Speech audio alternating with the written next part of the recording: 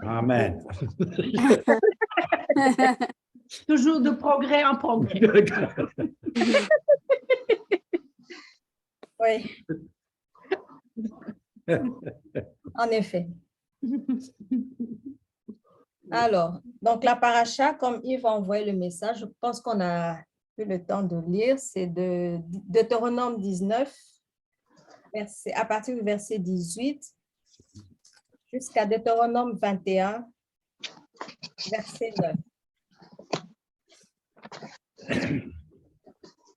Encore une fois, je vais avouer que c'est des choses que je reçois à la dernière minute, donc c'est...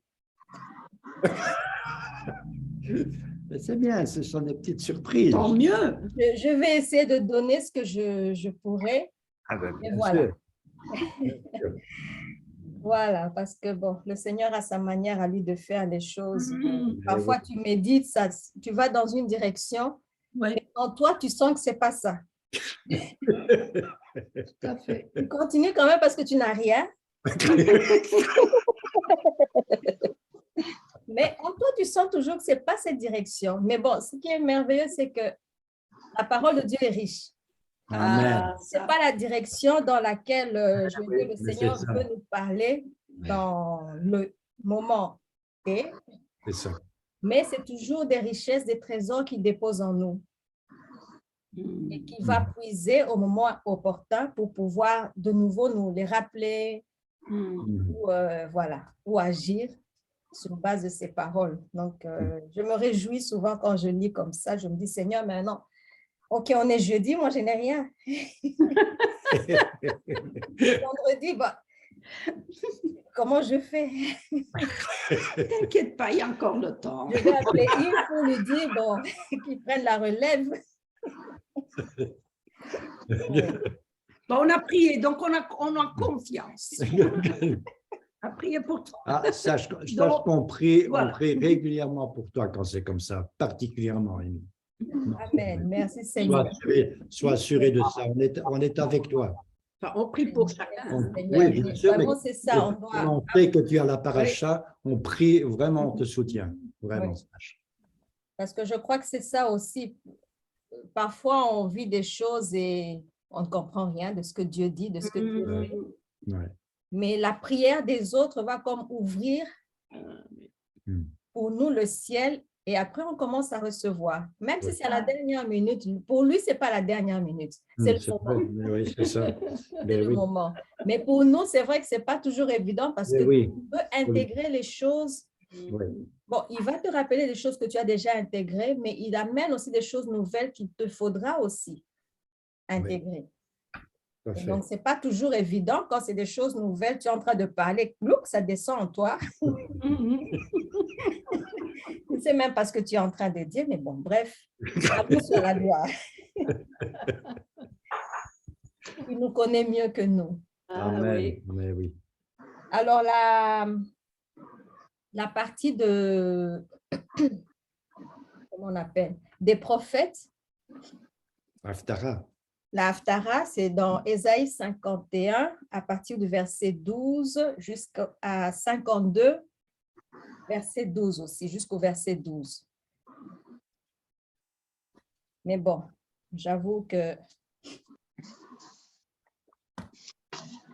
c'est vraiment une paracha où je dirais plutôt par rapport à la Haftara, au prophète, une consolation que le Seigneur veut, il donne à son peuple qui était dans un état, dans des temps difficiles et tout. Mais le Seigneur leur rappelle, vous avez bu ma coupe, la coupe de ma colère, mais voilà, les choses vont changer. Vous n'allez plus boire de cette coupe-là. Donc, il y a une coupe que le Seigneur a réservée pour ses enfants et il est tellement bon qu'il va nous l'accorder en son Fils Jésus-Christ. Donc, si je reviens sur la paracha, donc c'est le titre de la paracha, c'est Shoftim, qui veut dire juge, juge au pluriel. Le singulier, c'est Shaphat. C'est la 48e paracha du cycle. Et j'étais même en train de réfléchir sur ça. Je me dis, tiens, ça commence à Sukkot, pour se terminer à Sukkot.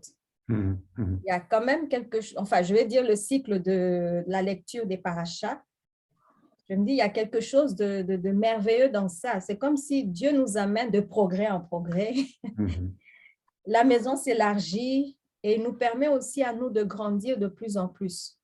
Donc, d'un Sukkot à un autre, on voit comment on a évolué avec le Seigneur. Et je crois que c'est ça que le Seigneur aime, la croissance de ses enfants. Amen. Donc, c'est une paracha qui inaugure aussi le 6e mois du calendrier biblique. Mhm.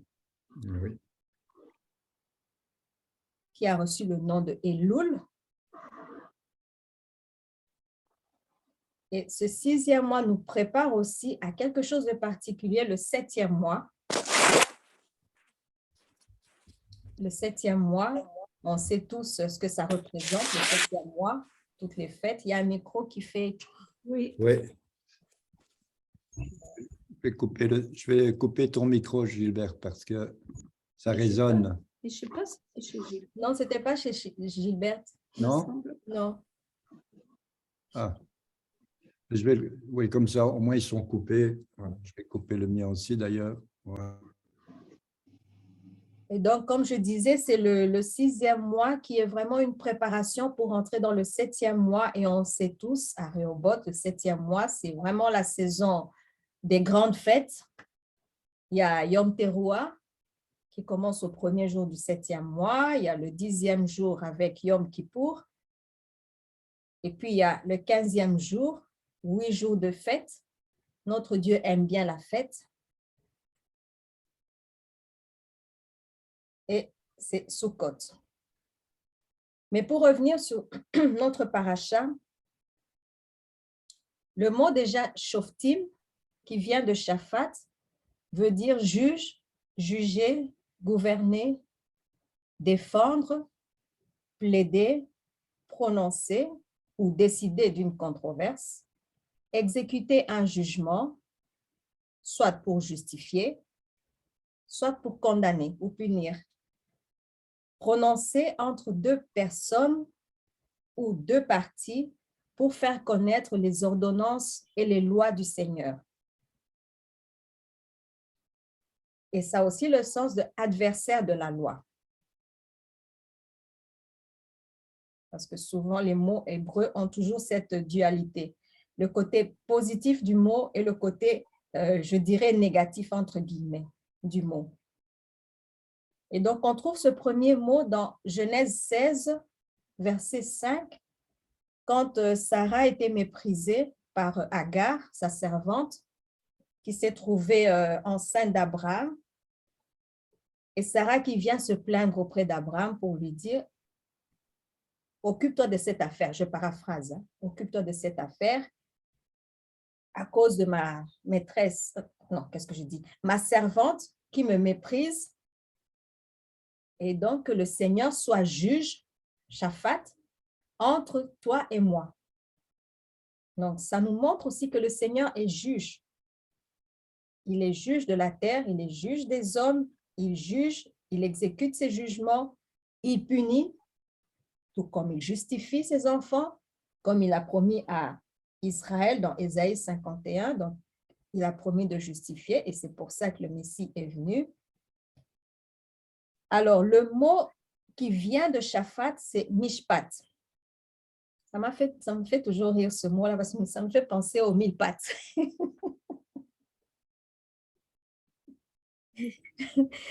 Et ce mot a le sens, enfin, il est traduit par jugement, justice, ordonnance, jugement dans le sens de action, de décider d'une cause, le siège du jugement, la cour, tribunal, cour céleste, le procès, une cause qui est présentée au jugement, le droit, les ordonnances, les lois, les règles établies, les coutumes. Il y en a encore plus, mais je m'arrête sur cela. Et donc, cette paracha, ça fait partie des instructions que Dieu est en train de donner à la nouvelle génération. qui n'a pas connu le Sinaï, qui n'a pas connu le veau d'or, qui n'a pas connu tout ça. Le Seigneur est en train de les préparer pour entrer dans la terre promise. Parce qu'il connaît, je dirais, il connaît les cœurs des hommes, il connaît les faiblesses des hommes. Il nous connaît tellement bien qu'il se dit, je dois préparer mes fils et mes filles avant qu'ils entrent dans la terre de la promesse, parce que là, ils seront confrontés à d'autres choses et ils doivent être prêts quelque part pour pouvoir confronter ce qu'ils vont confronter sur la terre de la promesse. Et donc, le Seigneur charge Moïse à donner des instructions à cette génération. C'est pratiquement tout le livre de Deutéronome. Moïse revient sur les récits de leur père pour leur rappeler. Mais ce que je trouvais un peu curieux en relisant, quand Moïse dit, par exemple, je prends le chapitre 16 au verset 18, il dit, « Tu établiras ». Ce n'est pas le « vous » pluriel. Même dans certaines versions, on dit « vous établirez », mais c'est le « vous » au singulier. « Tu établiras ». Donc, il y a un sens par rapport à la communauté, un sens par rapport à l'ensemble. Donc, Dieu voyait l'ensemble. Il ne voyait pas qu'un individu, il voyait toute la communauté d'Israël. Et quand il donne des instructions comme ça, il donne à toute la communauté. Comme ça, personne ne dira « j'ai pas entendu »,« je ne savais pas ». Il n'y aura pas d'excuses. Il donne à toute la communauté. Et donc, il y a cette intention de Dieu d'unir ses enfants pour qu'ils puissent avoir une même loi. D'ailleurs, il le dit, je crois que c'est dans Exode, pour qu'ils puissent avoir une même loi, comme lui, il est le seul Dieu, que le peuple aussi ait la même loi, que le peuple puisse aussi développer la même pensée qui était en Christ. Ce n'est pas deux pensées. Que le peuple puisse connaître ce Dieu unique et devenir aussi un. Donc, il y a cette dimension où Dieu vraiment est en train de rassembler son peuple. Et toujours avec cette paracha, et évidemment le livre de Deutéronome, c'est aussi des règles que Dieu est en train de donner à son peuple pour leur montrer comment ils doivent vivre sur la terre de la promesse. C'est la terre qui appartient à Dieu. Donc le peuple, Dieu les place là-bas, leur prête, je dirais, un espace pour qu'ils vivent, mais pour un but précis. Et comme cette terre appartient à Dieu, Dieu aussi, comme il est le maître de cette terre, il veut donner des règles, la manière dont le peuple doit vivre sur cette terre. Et là, en tout cas, le gros que j'ai pu, je dirais, développer ici, c'est par rapport à la justice. Mishpat, pas tzedek ou tzedaka, la mishpat. C'est par rapport à la justice de Dieu que Dieu a beaucoup parlé dans ces passages, les jugements, comment il veut que le peuple puisse, en entrant dans la terre promesse, exercer les jugements, vivre selon la justice de Dieu, la pureté, l'intégrité, et tous ensemble. Ce n'est pas seulement pour les rois, ce n'est pas seulement pour les juges, mais c'est pour tout le peuple que Dieu voulait qu'ils comprennent. C'est pour ça qu'il donne l'instruction. Et il sait que tout ce que le peuple fera en positif aura un impact sur la terre. En négatif aussi, ça aura un impact sur la terre. Et quand le peuple suit la terre, on connaît Dieu est aussi le juste juge. Il donne aussi ses instructions par rapport à ça. Si vous suyez ma terre, je vais vous mettre dehors, quoi. Une façon de parler. Donc, avant de les mettre dehors, il va commencer par corriger comme un père rempli d'amour, de compassion. Et même quand il les met dehors, mais c'est toujours avec compassion. C'est pour ça qu'il a dit à Jérusalem, tu as bu de ma main. Ce n'est pas la main de quelqu'un d'autre, c'est la main de Dieu qui a donné à Jérusalem dans Ésaïe la coupe de la colère de Dieu. Et c'est cette même main-là qui va enlever maintenant cette coupe et la donner évidemment aux méchants, à ceux qui persécutent son peuple. Et en méditant, j'ai vu que le mot Shoftim a un lien avec la fraternité, avec la vérité, avec la perfidie ou la tromperie. Et ce lien, je l'ai trouvé à partir déjà de la valeur numérique de ce mot Shoftim. Bon, je n'ai pas eu le temps de faire le tableau. Je disais, j'allais envoyer à Yves, mais je n'ai pas eu le temps. Je ne sais pas si lui, il a un tableau avec Shoftim, enfin, quelque chose avec Shoftim pour partager l'écran. Comme ça, au moins, les gens visualisent aussi.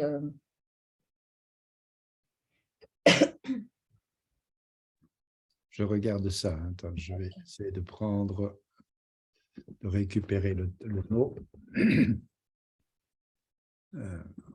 C'est merveilleux, en tout cas, quand on découvre les choses de Dieu, et surtout avec la pensée hébraïque, ça nous enrichit, ça nous corrige aussi par rapport à certaines choses que nous avons apprises, qui doivent être corrigées, rectifiées. Et voilà, ça nous aide aussi à bénir d'autres personnes, parce que quand tu en parles à d'autres, ils te regardent et se demandent d'où tu tires tout ça. Ça, c'est l'héritage de Rehoboth. Ce que je voulais dire, c'est surtout par rapport à ce lien qu'il y a avec la fraternité, la vérité, la perfidie ou la tromperie. C'est des choses que le Seigneur veut nous faire comprendre au travers de cette paracha pour qu'on puisse vraiment saisir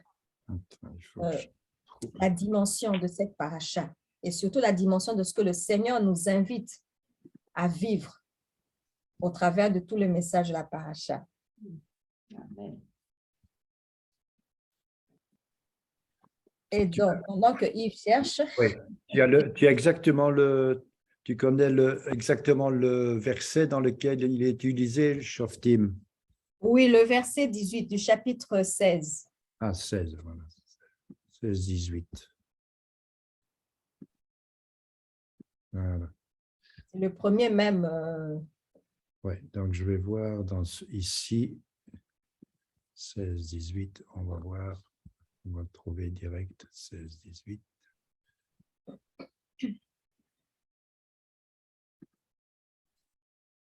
Voilà.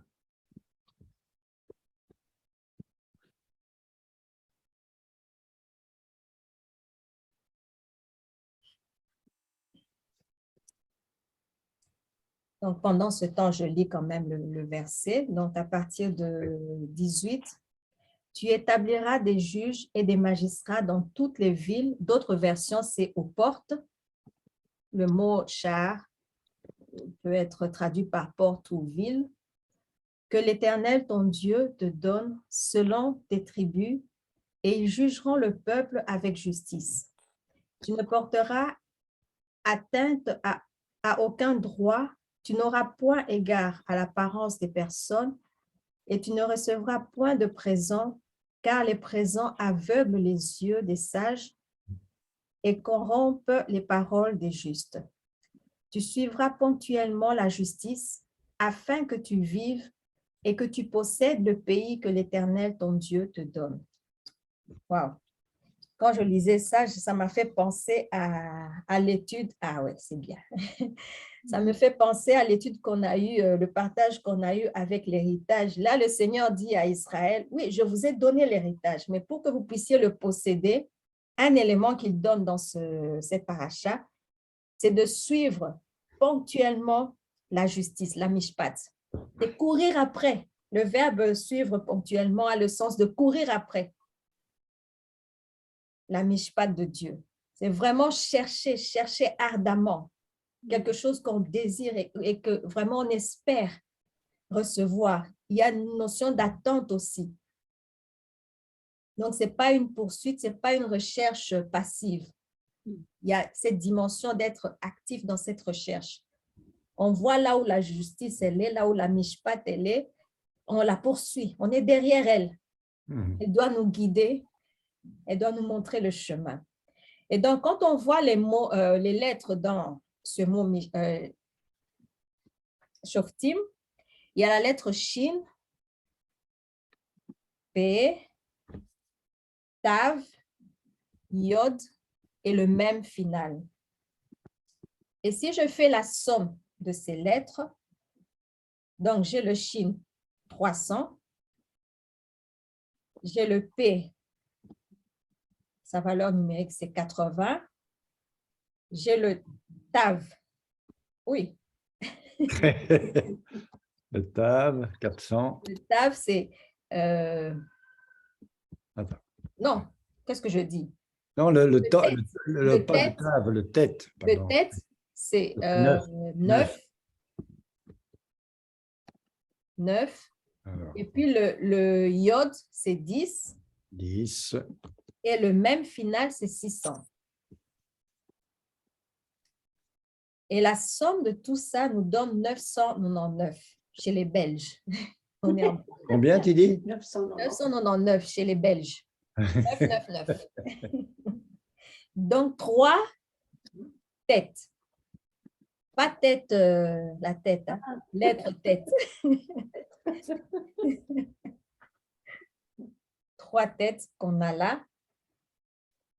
Et si on regarde avec ce tête-là, 3 fois tête ou 9 plus 9 plus 9, nous avons 27. Ouais. Et 27 nous donne de nouveau 9.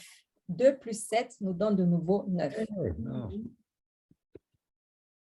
Donc, on a la valeur numérique de la lettre tête Ouais.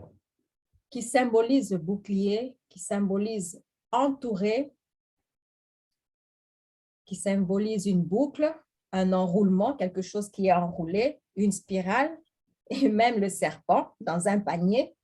Il y a toute cette symbolique dans cette lettre tête. Mais ce que j'ai trouvé avec la valeur numérique de 999, c'est pour ça que j'ai dit qu'il y a un lien avec Emet, donc la vérité, il y a un lien avec perfidie et il y a un lien avec fraternité. Le mot Emet a la valeur numérique de 999 aussi. Ah.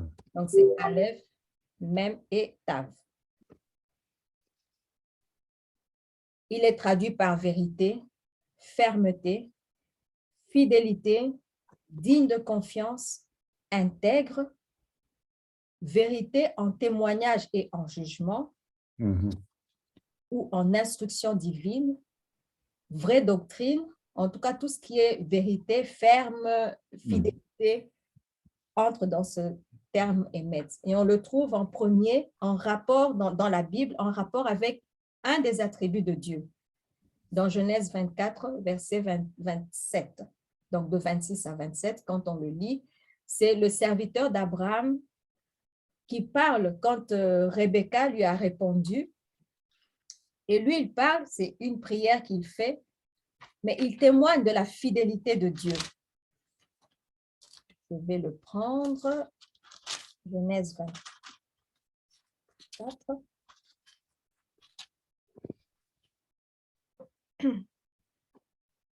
Donc, c'est quand le serviteur d'Abraham a rencontré Rebecca au puits.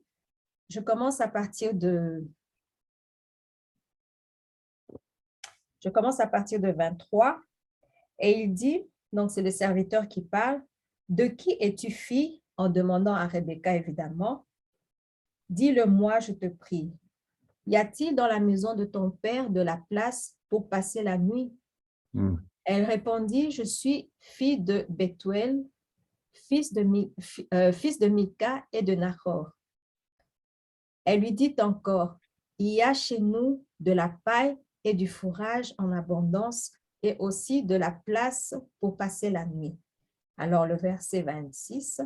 « Alors l'homme s'inclina et se prosterna devant l'Éternel. » Donc là, il est vraiment en louange, en adoration de ce Dieu qui le fait réussir dans ce voyage et dans sa mission. Il dit, pendant qu'il est prosterné, « Béni soit l'Éternel, le Dieu de mon Seigneur Abraham, qui n'a pas renoncé à sa miséricorde et à sa émet, sa fidélité, envers mon serviteur.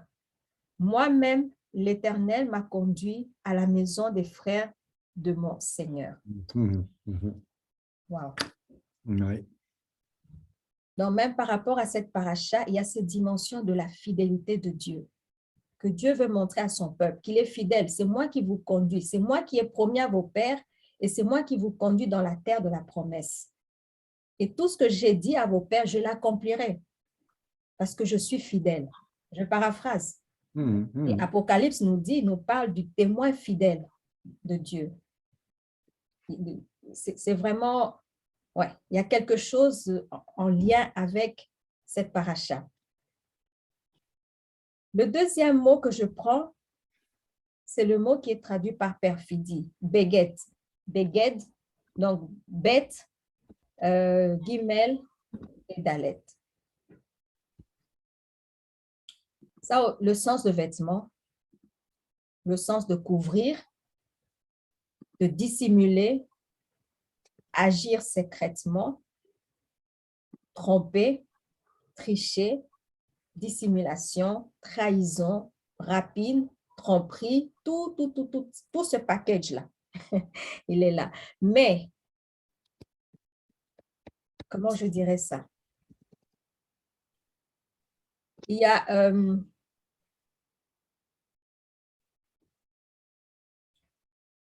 je crois que c'est avec Rebecca, toujours, quand elle a donné à son fils Jacob le vêtement de son autre fils. Il a revêtu du vêtement beged de son autre fils. Donc, il l'a revêtu d'un caractère, parce que ça représente le caractère de quelqu'un. Il a revêtu d'un caractère qui n'était pas à lui. Et Dieu soit loué, il sait comment il nous récupère. Le troisième mot qui a vraiment qui m'a beaucoup touchée et qui a vraiment cette valeur numérique 999, je vais dire, c'est le mot ar, aleph, ret. Enfin, la valeur numérique de 9, hein, je veux dire par rapport à 9. C'est le mot ar, donc aleph et ret. Aleph, ret. Oui. Voilà. Qui est traduit par frère. Oui. Frère de même parent ou de la même tribu. Un parent. Et dans le sens figuré, ça a le sens de ressemblance, de parenté, de proche, membre de la même famille, la même tribu ou un allié. Est-ce que Yeshua ne nous appelle pas ses frères? Oui. Quand il nous est dit en Hébreux 2, verset 11, « Car celui qui sanctifie et ceux qui sont sanctifiés sont tous issus d'un seul. C'est pourquoi il n'a pas honte de les appeler frères. » Quand je lisais ça, je me disais, « Waouh, Seigneur, tu n'as pas honte. Malgré mes couacs, tu n'as pas honte de m'appeler ta sœur. Je suis fière de ça. » Je suis fière de ça. Et donc, comme je disais, ce mot « shoftim » avec la somme des lettres qui finit par 9, qui nous donne ces trois mots que j'ai cités, perfidie, frère et vérité, surtout par rapport à la fraternité. Surtout par rapport à la fraternité, il y a cette dimension de la fidélité dans la fraternité. Et qui doit être vraiment, comment je dirais, on doit écarter toute perfidie pour bâtir la fraternité. On doit écarter toute tromperie pour bâtir la fraternité. Et quand, en relisant ces passages, la paracha, je me disais, mais c'est vraiment ça, Seigneur, que tu nous demandes. Tu appelles ton peuple à être des frères et des sœurs qui ont le même Père. D'ailleurs, quand Jésus a dit, quand il parlait de mon Père et votre Père. Voici comment vous allez prier notre Père qui... C'est le même Père pour nous tous. Donc, nous sommes frères et sœurs en Jésus, évidemment. Et cette fraternité, c'est une force pour le peuple de Dieu, surtout dans ces temps. Comme Israël devait entrer dans la terre de la promesse, Israël allait rencontrer des Anakim, des géants qui étaient dans ce pays. Il allait rencontrer des peuples qui allaient leur résister. Donc, ils avaient intérêt à demeurer ensemble, cette fraternité-là. pour conquérir leur territoire, leur héritage et pour vivre tel que Dieu voulait qu'ils vivent. Et ensuite, mon ordinateur qui bug. Donc, c'est une force qui nous permet de maintenir l'intégrité de tout le corps, de tout le peuple, de toute l'assemblée, de toute la famille, dans une unité, une cohésion. Et ça nous permet ainsi de résister contre l'ennemi, de résister aux assauts de l'ennemi. Cette unité me fait penser à Jérusalem. Je crois qu'il y a un psaume qui dit « Jérusalem est bâtie » comme, allez, comment c'est dit?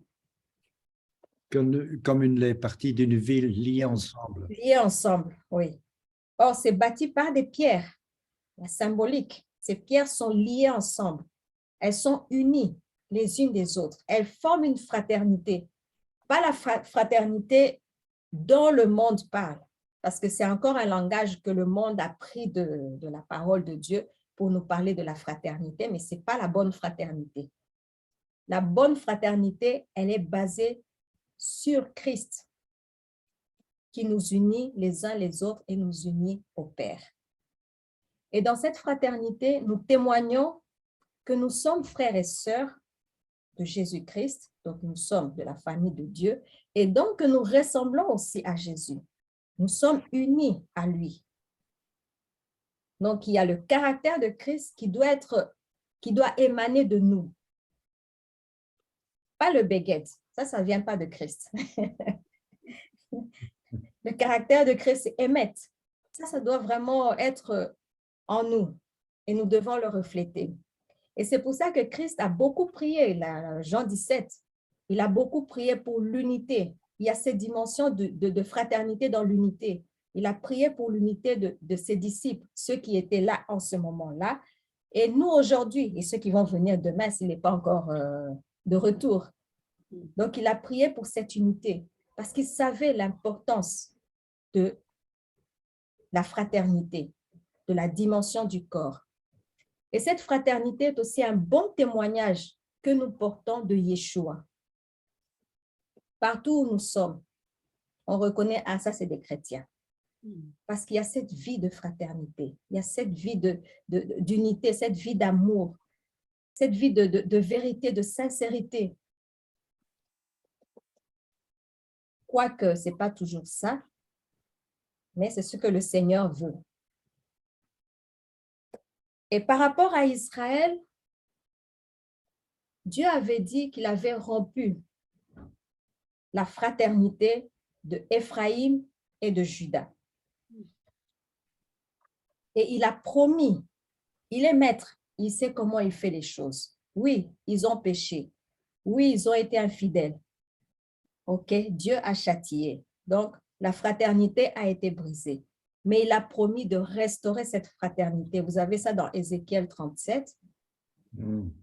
Quand il a dit à son prophète de prendre deux morceaux de bois, un pour Juda et un pour Éphraïm, et de les unir. Ce mot fraternité, là, dans Ézéchiel 37, vient du mot frère en hébreu, ahava. Donc, il y a quelque chose que le Seigneur est en train de faire pour restaurer la fraternité, parce qu'on ne sait pas conquérir la terre promise à la communauté si on n'est pas unis, si on n'est pas dans cette dimension de fraternité. C'est vraiment important. Et donc, la fraternité est une valeur, ou je dirais une vertu de Dieu que nous devons reconquérir. En tout cas, dans notre époque. Reconquérir et manifester. Et c'est vraiment un défi. Quand je pensais un peu par rapport à la fraternité, je me disais, waouh, Seigneur, aide-nous. Comme tu as promis de réunir Éphraïm et Juda, aide-nous aussi dans l'Église. Réunis-nous et réunis l'Église, je dirais, des nations et l'Église juive. Réunis-nous. Parce qu'on a besoin d'être ensemble, on a besoin de vivre cette fraternité, C'est ce qui va nous donner cette force-là et ce qui va faire de nous des témoins véritables du Seigneur. Et donc, la définition de fraternité, j'ai pris une définition simple dans le dictionnaire, ça ne vient pas de moi. C'est un lien particulier existant entre des personnes considérées comme membres de la famille humaine. Une autre définition, ce sont des liens particuliers qui établissent des rapports fraternels. Et le rôle de la fraternité, comme les gens sont tous de nature identique, je veux dire humaine, le rôle de la fraternité, c'est de nous donner ce sentiment de solidarité, le sentiment d'amitié qui va nous unir en tant que membres de la même famille, la famille de Dieu, sur la terre. C'est pour ça que je dis que c'est vraiment une vertu à reconquérir.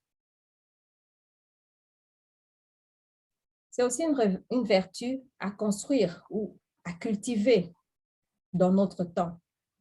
Parce que quand on voit tout ce qui se passe aujourd'hui, je ne prends pas ceux qui ne connaissent pas le Seigneur, je prends ceux qui sont dans le corps de Christ. Quand on voit ce qui se passe, on se demande où est la fraternité? Qu'est-ce que nous avons perdu, Seigneur, que nous devons récupérer? C'est très important. Parce que quand le Seigneur parlait, tu établiras. Tu ne porteras pas. Il ne prenait pas un là-bas, Moïse là-bas. Non, il le prenait tous parce qu'il savait qu'ils sont là, frères et sœurs de la même famille. Ils doivent marcher d'un même pas, je peux dire comme ça. La même loi pour tous. Et donc, pour construire, pour cultiver cette fraternité, on doit comprendre que la fraternité demande la tolérance. Pas la tolérance dans le sens où on entend aujourd'hui. C'est des termes qui sont là, mais qui ont été pervertis par l'ennemi. La tolérance toujours d'un côté. Toi, tu dois tolérer celui qui fait le mal, mais lui, il ne peut pas te tolérer dans le bien que tu fais. Et le respect mutuel, on ne peut pas dissocier les deux. Tolérance et respect mutuel pour pouvoir développer la fraternité. Bon, il y a d'autres éléments, je prends juste cela. Et donc, ça nous demande à exercer chacun de son côté cette obligation morale, apprendre la tolérance, apprendre le respect de l'autre dans sa différence, dans ce qu'elle est, vraiment apprendre cette dimension de tolérance et de respect. C'est ce qui va nous permettre de construire une fraternité qui sera solide. Et comme je disais, la fraternité, c'est un lien affectif et moral que nous développons en Jésus-Christ, au travers de son sang, au travers de son Esprit Saint et de sa parole. On ne sait pas le faire autrement. Tout ce qu'on va faire en dehors, il suffirait que la personne te cogne un tout petit peu, même par mégarde, on va d'abord couper cette affaire de fraternité pour régler les affaires et puis on va se réconcilier. C'est comme ça que le monde fonctionne. Pourquoi? Parce que ce n'est pas sous le sang de Jésus-Christ. Ce n'est pas quelque chose qui a été bâti, qui a été imprégné du Saint-Esprit, de la parole de Dieu. Et dans la fraternité, on est appelé à faire aux autres ce qu'on veut qu'on nous fasse à nous. Ça, c'est Jésus qui le disait. Et à lutter ensemble pour la même cause. Lutter ensemble pour la foi, lutter ensemble pour l'édification, la croissance, lutter ensemble, mon ordinateur, lutter ensemble avec une attention particulière, je veux dire les uns envers les autres. Celui qui est faible, on soutient. Celui qui est fort, il soutient. C'est ça la dimension de la fraternité que l'on doit conquérir ou cultiver, en tout cas pour qu'elle demeure dans le corps de Christ. Et je me suis dit, tant que l'homme n'aura pas compris ce que c'est la fraternité que le Seigneur désire, il y aura toujours des couacs. Il y aura toujours des violences, il y aura toujours la haine, l'égoïsme. Tous ces éléments-là seront là. Tous les efforts que l'homme voudra faire, s'il ne comprend pas cette dimension de la fraternité, ce sera difficile de bannir les crimes que nous vivons aujourd'hui, les violences que nous avons aujourd'hui. Ça sera difficile.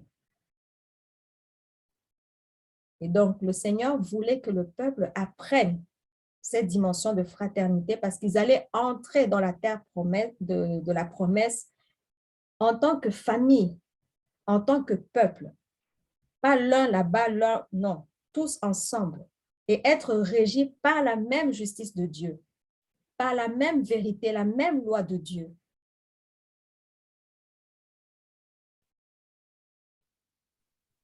Et comme je disais, cette paracha nous introduit dans le 6e mois.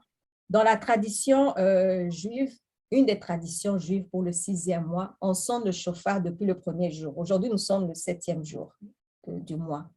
On sonne le chauffard pour appeler à la repentance avant le 1er jour du 7e mois. Avant, ce qu'ils faisaient, c'était des gens comme des sentinelles qui traversaient les villes et qui sonnaient pour réveiller tout le monde qui dormait. C'est le temps de se repentir, c'est le temps de régler sa vie avec le Seigneur. Parce que, bon, quand ce temps sera passé, peut-être qu'il n'y aura plus de possibilités. Donc, on voit dans ce 6e mois, je passe de coq à l'âne, on voit dans ce 6e mois la volonté de Dieu, c'est de sauver, c'est de faire grâce à son peuple. C'est de ramener ce qui avait été brisé, la relation des frères et sœurs qui avait été brisée, de la ramener. C'est ce qui permettra à ce que ces fils et ces filles puissent entrer dans leur héritage et vivre pleinement ce que le Seigneur a prévu pour eux. Et c'est pour ça qu'il donne ces opportunités-là pour réparer ce qu'il y a à réparer, ces opportunités pour redresser. D'ailleurs, ils nous disent, avant d'aller prier, si tu as quelque chose contre ton frère, va d'abord te réconcilier. Donc, il y a cette dimension de fraternité qui m'a beaucoup touchée en méditant cette paracha. Et un autre élément que le Seigneur les éléments qu'il nous donne justement pour pouvoir reconstruire ou reconquérir ou cultiver la fraternité, il y a les instructions que nous avons dans cette paracha, dans sa parole. Il y a les fêtes de l'Éternel aussi. C'est un moyen que le Seigneur utilise pour construire cette fraternité. Il y a fête à Rehoboth, qui nous permet aussi de construire cette fraternité. C'est important, c'est vraiment important. Je parlais avec une sœur il y a quelque temps.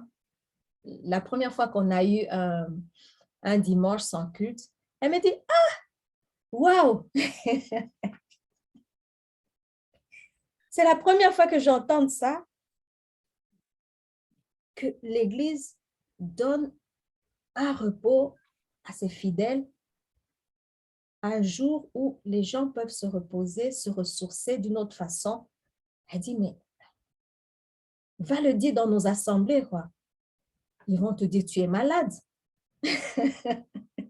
C'est incompréhensible. Mais pour moi, c'est normal parce que c'est ce qu'on vit à Rehoboth. Depuis quelques années que je suis à Rehoboth, on sait qu'on a un ou deux dimanches sur la saison de l'été où c'est off. C'est pas off dans le sens où tu dis je ferme tout. C'est une forme de Shabbat aussi qu'on prend. Mais ça m'a étonnée qu'elle était étonnée, alors que pour nous, c'est normal. Parce que c'est un jour au mois, tu te permets de relire un peu les choses que nous avons déjà reçues, de retravailler certaines choses avec le Seigneur, de ne pas courir. Tu t'arrêtes un peu, faire une petite pause. Mais bref, je ferme la parenthèse. Alors, je reviens sur la paracha. Alors, je vais prendre un peu les subdivisions. Je ne vais peut-être pas les suivre comme ça se suit, mais nous avons le chapitre 16, à partir du verset 18 jusqu'au 20, qui donne des instructions par rapport aux juges, les shoftim et les magistrats, que le Seigneur dit à Israël d'établir aux portes les juges et les magistrats. entre parenthèses, les instructions que Dieu donne, il y a des exhortations, des encouragements, des ordres qu'ils doivent exécuter, mais il y a aussi des avertissements qu'il donne à son peuple. Et donc, quand il parle par rapport aux juges, il dit qu'ils doivent exécuter le jugement ou la justice aux portes. Aux portes. Aux portes. Quand on se place sur une porte, on a une double vision. Une porte d'une maison, une porte d'une ville. On voit ce qu'il y a à l'intérieur de la maison, en tout cas quand la porte est ouverte. Et on voit ce qu'il y a à l'extérieur de la maison. Et donc, quand le Seigneur dit au peuple ou aux juges et aux magistrats, et même aux sacrificateurs plus tard, d'exécuter le jugement, c'est pour leur dire, le jugement que vous allez exécuter, ce n'est pas selon ce que vous pensez. Vous devez avoir une vue d'ensemble. Vous devez considérer plusieurs éléments. Il y a un endroit où il dit de considérer la déposition de 2 ou 3 témoins. Mais en plus de ça, il faut observer, il faut investiguer. Il faut essayer de comprendre. Je prends juste un exemple d'une personne qui vit, je veux dire, dans la drogue, par exemple. Nous, en tant que juges, parce que c'est quelque part aussi une fonction que Dieu donne à son Église, on va commencer directement à pointer du doigt, à juger la personne, à condamner la personne. Mais ce n'est pas ce que le Seigneur nous dit. En plus, il nous dit d'être aux portes. Donc, tu dois voir ce qui a poussé la personne à arriver à ce point-là. Et c'est comme ça qu'on pourra exécuter, parce que exécuter le jugement, ce n'est pas toujours condamner, condamner, condamner. C'est aussi voir comment relever la personne, voir comment aider la personne à sortir d'une situation dans laquelle elle se trouve écrasée, enfermée. Mais si on n'a pas cette vision-là, je dirais cette vision globale, de comprendre les épreuves de la personne pour savoir comment la soutenir, comment l'aider, de comprendre ses tentations, de voir de l'intérieur et de l'extérieur de la cité, ben, on va juger à la hâte. Et ce n'est pas ce que le Seigneur nous demande. Et dans tout ça, on a besoin du Saint-Esprit qui nous donne la sagesse, qui nous donne la compassion, la miséricorde, la patience, le discernement pour exercer le jugement.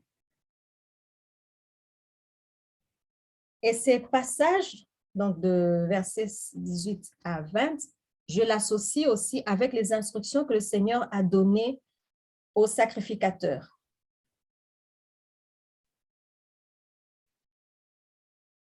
À l'exercice de jugement, donc 17, versets 8 à 13, aux sacrificateurs, chapitre 18, 1 à 8. Par rapport aux villes de refuge, chapitre 19, 1 à 13. Dans tous ces éléments, et même dans la suite, avec le chapitre 21, 1 à 9, on parle des meurtres dont les auteurs sont inconnus. Dans tous ces chapitres, le Seigneur demande à ce que le jugement soit exécuté. Mais c'est sur base de ce qu'on reçoit du Saint-Esprit. Ce n'est pas sur base de ce que mes yeux physiques voient ou de ce que moi je pense. C'est sur la base de ce que le Seigneur a établi comme standard, si je peux dire ça comme ça, comme norme. Et dans l'exercice de ce jugement, je dois avoir la compassion. Je dois avoir la miséricorde. Ce n'est pas pour rien que Dieu dit au peuple d'établir des villes de refuge. C'est une façon de témoigner de sa compassion envers l'homme. Alors, l'autre partie par rapport à ça, c'est le chapitre, toujours le chapitre 16.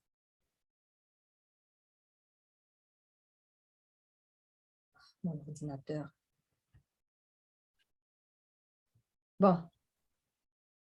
Alors, chapitre 18 d'abord, avec les sacrificateurs de versets 1 à 8. Le Seigneur donne des instructions par rapport aux sacrificateurs. On en a parlé déjà quand on a partagé sur les les héritages. Mais le Seigneur rappelle que c'est lui qui a choisi les sacrificateurs. Ils sont ses envoyés. Donc, il y a ce côté où il demande au peuple aussi de respecter, d'honorer les sacrificateurs. Et il dit dans ces versets que c'est lui qui est l'héritage des sacrificateurs. Ils n'ont pas d'héritage comme les autres tribus, mais ils vivent au milieu du peuple. Parce que Dieu a mis une grâce particulière sur eux pour pouvoir aider toutes les tribus d'Israël. Et donc, il leur donne la charge d'enseigner le peuple de Dieu parmi les fonctions que les sacrificateurs doivent exercer. Enseigner le peuple de Dieu selon les instructions de Dieu pour que ce peuple ne parvienne pas ou n'arrive pas à outrager Dieu dans la terre où ils vont entrer par ignorance. La Bible nous dit « Mon peuple périt par manque de connaissance ». Donc, il faut qu'il soit enseigné ou par infidélité. Une fois que tu as enseigné, tu es responsable de l'enseignement que tu as reçu. Donc, il y a cette part de responsabilité qui est donnée aux sacrificateurs et le Seigneur leur rappelle, parce que ça, c'est la génération nouvelle, je veux dire. Donc, il est en train de rappeler ces choses-là qui étaient déjà établies, mais eux, ils doivent comprendre et entrer dans la terre promise avec cette vérité. Et vous avez dans Malachie 2, où le Seigneur parle justement des sacrificateurs, des Lévites, la mission qu'ils ont. La Bible nous dit que c'est de sa bouche qu'on demandera la loi. Wow. Et les sacrificateurs encore sont appelés à exercer le jugement. Vous avez dans la partie qui parle des jugements, donc chapitre 17, versets 8 à 13, qui parle des jugements, et puis le chapitre 21 aussi, qui parle de sacrificateurs dans le cadre d'exercice de jugement. Verset 5, concernant les meurtres qui ont été commis dans le pays par un auteur qui n'est pas connu. Alors s'approcheront les sacrificateurs, fils de Lévi, car l'Éternel, ton Dieu, les a choisis pour qu'ils le servent et qu'ils bénissent au nom de l'Éternel et qu'ils bénissent au nom de l'Éternel. Et ce sont ceux qui doivent prononcer sur toute contestation et sur toute blessure. Wow, ils avaient une charge qui n'est pas facile, tout comme les juges. Alors, l'autre partie, je dirais, ce que je suis en train de citer, ce sont les fonctions que Dieu est en train d'établir pour son peuple, pour permettre au peuple de vivre dans la terre de la promesse selon ses principes. Et l'instruction suivante qu'il donne, ou je dirais une autre des instructions qu'il donne, c'est par rapport au juste jugement. J'ai déjà parlé de ça. Donc, Dieu veut que le jugement soit exécuté sans préférence, sans favoritisme, sans parti pris, sans qu'il y ait même perversion du jugement. Et c'est pour ça qu'il met en garde. Il dit qu'ils ne doivent pas accepter des présents, en tout cas les juges, les magistrats et les sacrificateurs. Ils ne doivent pas accepter les présents parce que les présents vont corrompre leur jugeote. Ça va pervertir le jugement de Dieu. Et qu'est-ce qu'on voit aujourd'hui? Qu'est-ce qu'on voit aujourd'hui? Les gens reçoivent les cadeaux, les présents pour incriminer d'autres. Hélas. Pourquoi? Parce que les gens ne sont plus enseignés dans la loi de Dieu. Les gens ont abandonné Dieu. Et le résultat, c'est que, voilà, mon peuple périt parce qu'il a choisi la folie. Alors, l'autre instruction que le Seigneur donne, c'est concernant le roi.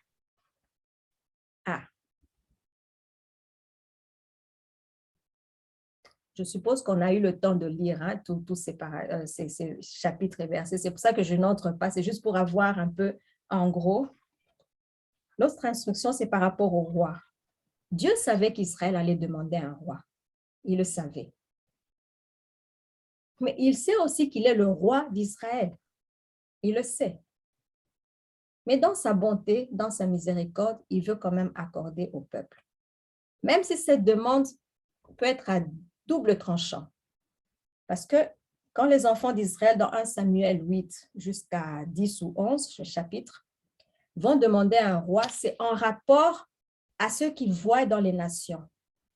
Ce n'est pas en rapport à ce que Dieu leur dit. C'est d'abord en rapport à ce qu'ils voient dans les nations. Un roi qui a le pouvoir, donc il faut une image, il faut quelque chose qui représente la force d'Israël, comme les nations. Et donc, ils vont demander à un roi. Alors, Dieu les met en garde. C'est en même temps une instruction, mais aussi un avertissement dans ce passage. Il leur dit, je vais le lire au verset 15, « Tu mettras sur toi un roi que choisira l'Éternel ton Dieu. Tu prendras un roi du milieu de tes frères. Tu ne pourras pas te donner un étranger qui ne soit pas ton frère. » Le mot frère, c'est toujours le mot ach. Aleph, chet. Donc, il y a cette dimension de la fraternité, même dans la royauté. Il doit être ton frère. Pourquoi ton frère? Parce qu'il connaît les lois de votre père. Il marche sur la base des lois de votre père. Si c'est un autre qui est étranger à la loi de Dieu, ben, il va vous conduire en dehors de ce que le Seigneur a prévu. Donc, c'est vraiment un avertissement, mais aussi un encouragement à faire attention. Et il dit que c'est le roi que lui-même il choisira. Donc, il faut quand même qu'il y ait l'approbation, même si le peuple propose, mais il faut qu'il y ait l'approbation du Seigneur pour ça. Et on connaît l'histoire des rois en Israël. Enfin, le peu qu'on connaît. Alors, il donne comme exigence justement au peuple, le roi doit être choisi par Dieu, accepté par Dieu. Et il doit être pris au milieu du peuple, pas un étranger. Il doit être un de leurs frères. Mais pour le roi, dans la suite des versets, ça je me suis dit, Seigneur, il donne comme exigence d'abord, il doit faire attention à son cœur, ce roi, à sa conduite. Très, très, très attention. Il doit, comment je peux paraphraser ça? Éviter l'orgueil, éviter la convoitise, la cupidité, éviter tout ce que le monde aujourd'hui est en train de mettre en avant comme valeur, comme bonne chose. Mais le Seigneur dit, tout ça, c'est ce que tu dois éviter en tant que roi sur mon peuple. Il ne doit pas s'élever contre ses frères. Donc, il doit rester au même niveau que ses frères. Ce n'est pas parce qu'il est roi qu'il est là-bas et que le peuple est en bas, en dessous, et qu'il doit écraser le peuple. Non. Au même niveau, dans le sens où il doit rechercher le bien de ses frères. Il doit aimer ses frères. Il ne doit pas avoir un regard hautain ou un cœur qui s'élève au-dessus de ses frères. Ça ne doit pas être un roi qui veut piller pour établir son royaume. Il y a beaucoup de choses qu'on peut relever par rapport déjà aux instructions que le Seigneur donnait concernant le roi. Et il veut leur montrer aussi qu'il est le roi. Et la base de son royaume, je dirais, c'est la justice. Donc, le roi qui sera là, il devra aussi respecter cette justice. Et c'est pour ça qu'il lui dit au roi qui sera là, il doit avoir une copie de la loi. Pas pour la mettre dans l'armoire, que ça reste là, c'est beau, on encadre et tout. Non. Il doit méditer jour et nuit. Parce que c'est dans cette loi qu'il va trouver la sagesse pour paître le troupeau de Dieu, la force pour tenir devant l'adversité. Et ça, j'apprécie David. C'est quelque chose que David a compris, le roi David. Malheureusement, dans les rois d'Israël, ce n'était pas toujours ça. Hélas. Et on connaît les conséquences qui ont suivi. Je prends juste l'exemple du fils de David, Salomon. Hélas, les choses que Dieu a dit. Il ne doit pas avoir beaucoup de chevaux, il ne doit pas ramener le peuple en Égypte pour avoir beaucoup de chevaux et tout ça. C'est vraiment les choses que le monde est en train de mettre en valeur en premier. Mais Dieu dit non, ce n'est pas ça, c'est pas ça. Et ça a été un piège pour Salomon plus tard. Il a bien commencé avec le Seigneur, mais dans la suite, ces éléments l'ont rattrapé parce qu'il n'a pas veillé sur son cœur. L'autre instruction que Dieu donne par rapport aux prophètes, c'est dans Deutéronome 18, versets 15 à 22. Ah, là aussi, c'est d'actualité. Je reviens un peu par rapport au roi. Par rapport au roi, j'ai dit que c'est un roi qui doit chercher le bien-être de son peuple. Il ne doit pas piller, il ne doit pas piller. J'étais en train de suivre dernièrement les pleurs, les cris des agriculteurs. Je dis, Seigneur, une terre qui a appartenu à une famille depuis des générations, qu'on est en train de leur spolier comme ça, je dirais gratuitement. Parce que je suivais un documentaire qui parlait justement en Amérique. Ils ne te donnent pas l'argent. Vous signez des documents pour ça. Donc, la personne, on te prend la terre qui appartenait à tes aïeux pendant des générations, vous avez gardé. Pour quel but? Quel est ce cœur que l'homme a maintenant pour pouvoir spolier, extorquer, piller les faibles jusqu'à ce point-là?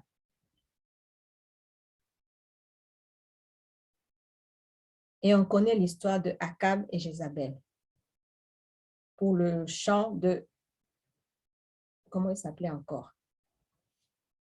Naboth. Naboth, voilà, merci. Le chant de Naboth. On connaît ce récit-là. Et comment ils ont fini, hélas. Donc, quand Dieu donne un avertissement, il sait, il connaît les conséquences des choix. Quand ce sont des bons choix, les conséquences seront bonnes, mais aussi bénéfiques, non seulement pour le roi, mais aussi pour le peuple. Mais quand ce sont des choix qui sont mauvais, les conséquences aussi seront là. Akab et Jézabel, ils ont envié la terre de Naboth au point même de le faire tuer pour récupérer sa terre. Mais comment ils ont fini? À Jezreel, Jézabel, comment elle a fini? Comme le Seigneur l'avait annoncé. Donc, c'est instruction, avertissement en même temps. Vous avez ça dans 2 Rois 21 et 22 qui parlent de ce récit de Akab. Alors, par rapport aux prophètes, là encore, le Seigneur donne 2 catégories de prophètes. Les vrais prophètes que lui-même il suscite et qui sont pris parmi leurs frères. De nouveau, frères, fraternité. Cela, le Seigneur les approuve. Et en lisant le verset 17, quand Dieu parlait justement par rapport aux prophètes, il dit, l'Éternel me dit, ce qu'ils ont dit est bien. C'est par rapport à ce que les enfants d'Israël au Sinaï avaient dit à Moïse, toi va rencontrer Dieu, va écouter et viens nous parler. Mais l'intention de Dieu, c'était que tout le monde puisse entendre la voix de Dieu. Et le prophète va servir maintenant d'intermédiaire. Il écoute la voix de Dieu, il reçoit les paroles de Dieu pour les transmettre à son peuple. Mais dans cette catégorie, le Seigneur souligne aussi qu'il y a des faux prophètes, hélas.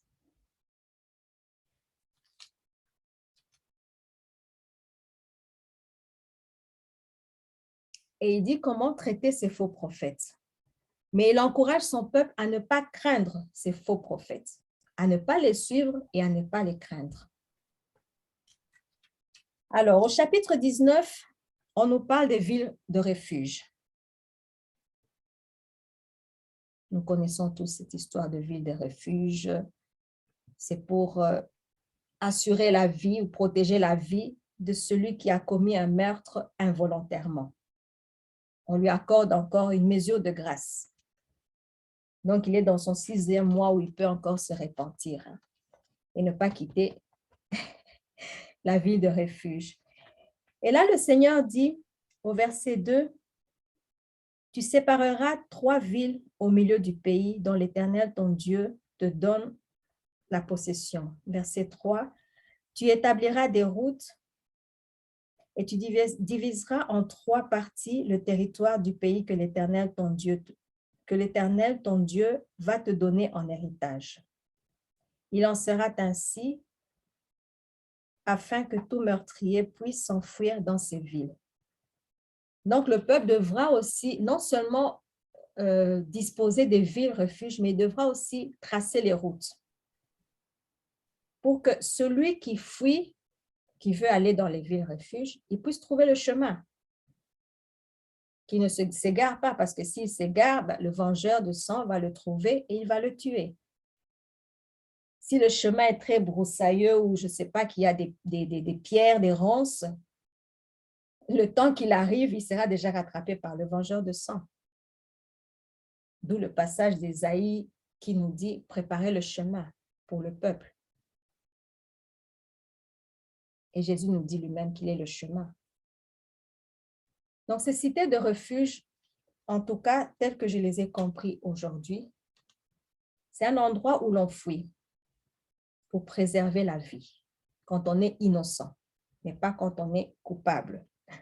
Quand on lit dans les autres versets, ce n'était pas pour le coupable. Celui qui a commis le crime volontairement, il subissait aussi le châtiment de son crime.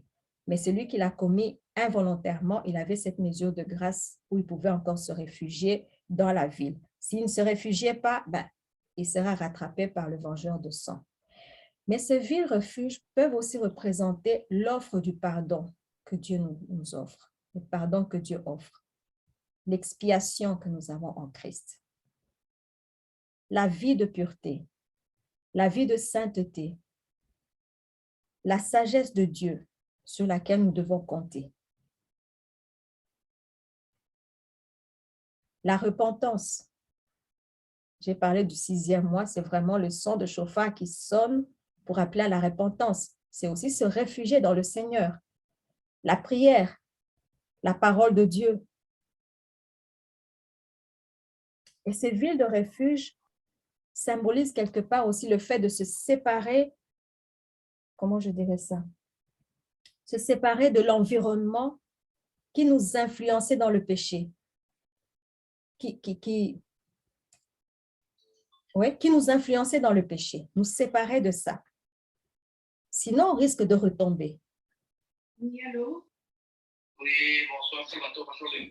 Excusez-moi. Le micro de Sylvia. Oui, bon, ça fait, hein? Alors, l'autre instruction que le Seigneur donne, c'est par rapport au service militaire.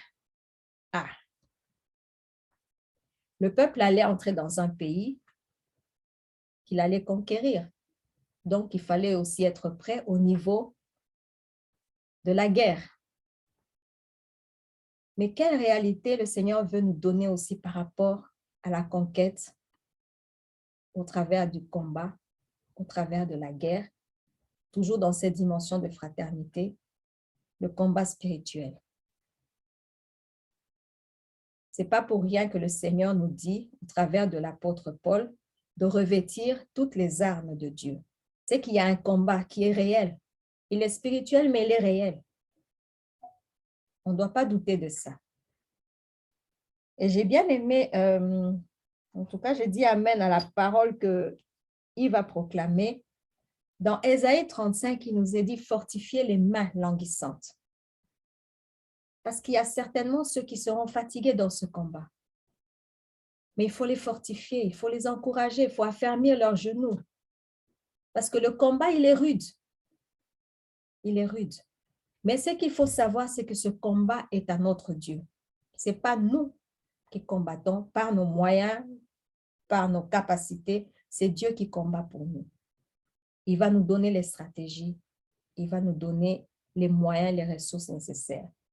Donc, dans ce combat, quand on lit tous ces versets du chapitre 20, versets 1 à 9,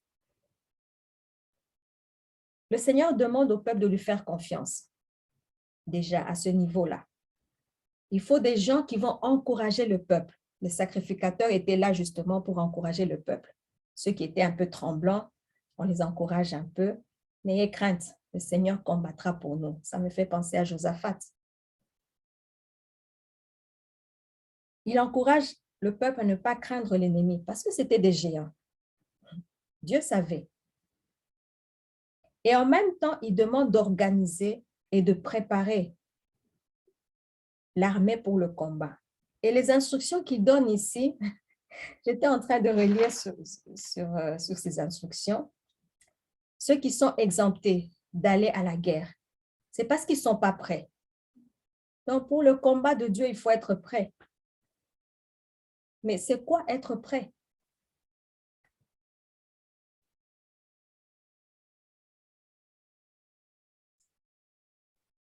C'est quoi être prêt? Au verset 6. Je prends juste ce verset-là. Qui est-ce qui a planté une vigne et n'en a point encore joui? Ah, les agriculteurs de nouveau. Qui s'en aille et retourne chez lui, de peur qu'il ne meure dans la bataille et qu'un autre n'en jouisse. Ça m'a fait penser, en réfléchissant sur ça, la vigne, ce que ça représente dans la parole de Dieu. Et celui qui a planté, qui n'a pas encore joui, on lui demande de retourner. Il n'est pas prêt pour le combat. Il doit d'abord jouir de sa vigne. Mais quand on voit la symbolique de la vigne et qu'on demande à celui qui a cultivé sa vigne, il doit d'abord jouir, pas comme Lot, non. Pas comme Lot. Non. Il doit jouir de la vigne, mais ça me fait penser à l'Esprit de Dieu. Il y a une dimension de maturité qu'on doit acquérir pour être engagé dans les combats du Seigneur. Autrement, on va se casser la figure. Quand Paul dit, ne vous enivrez pas de vin, mais soyez remplis du Saint-Esprit.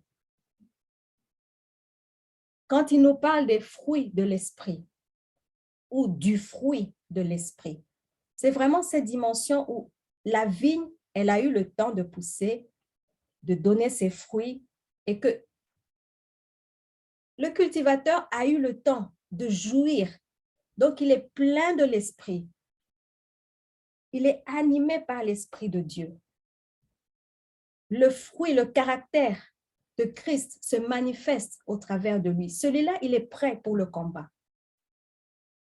Sinon, ça sera difficile. Bon, je passe les autres, le fiancé qui n'a pas encore sa femme, je vous laisse méditer sur ça. Mais ça m'a vraiment touchée. Il faut être prêt pour le combat du Seigneur. Il ne faut pas être comme l'autre. Il faut être rempli de l'Esprit. Et ça, c'était les officiers qui devaient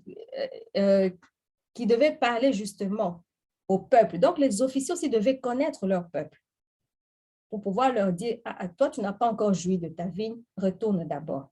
Attends le temps qu'il faut pour être prêt. Prépare-toi en même temps.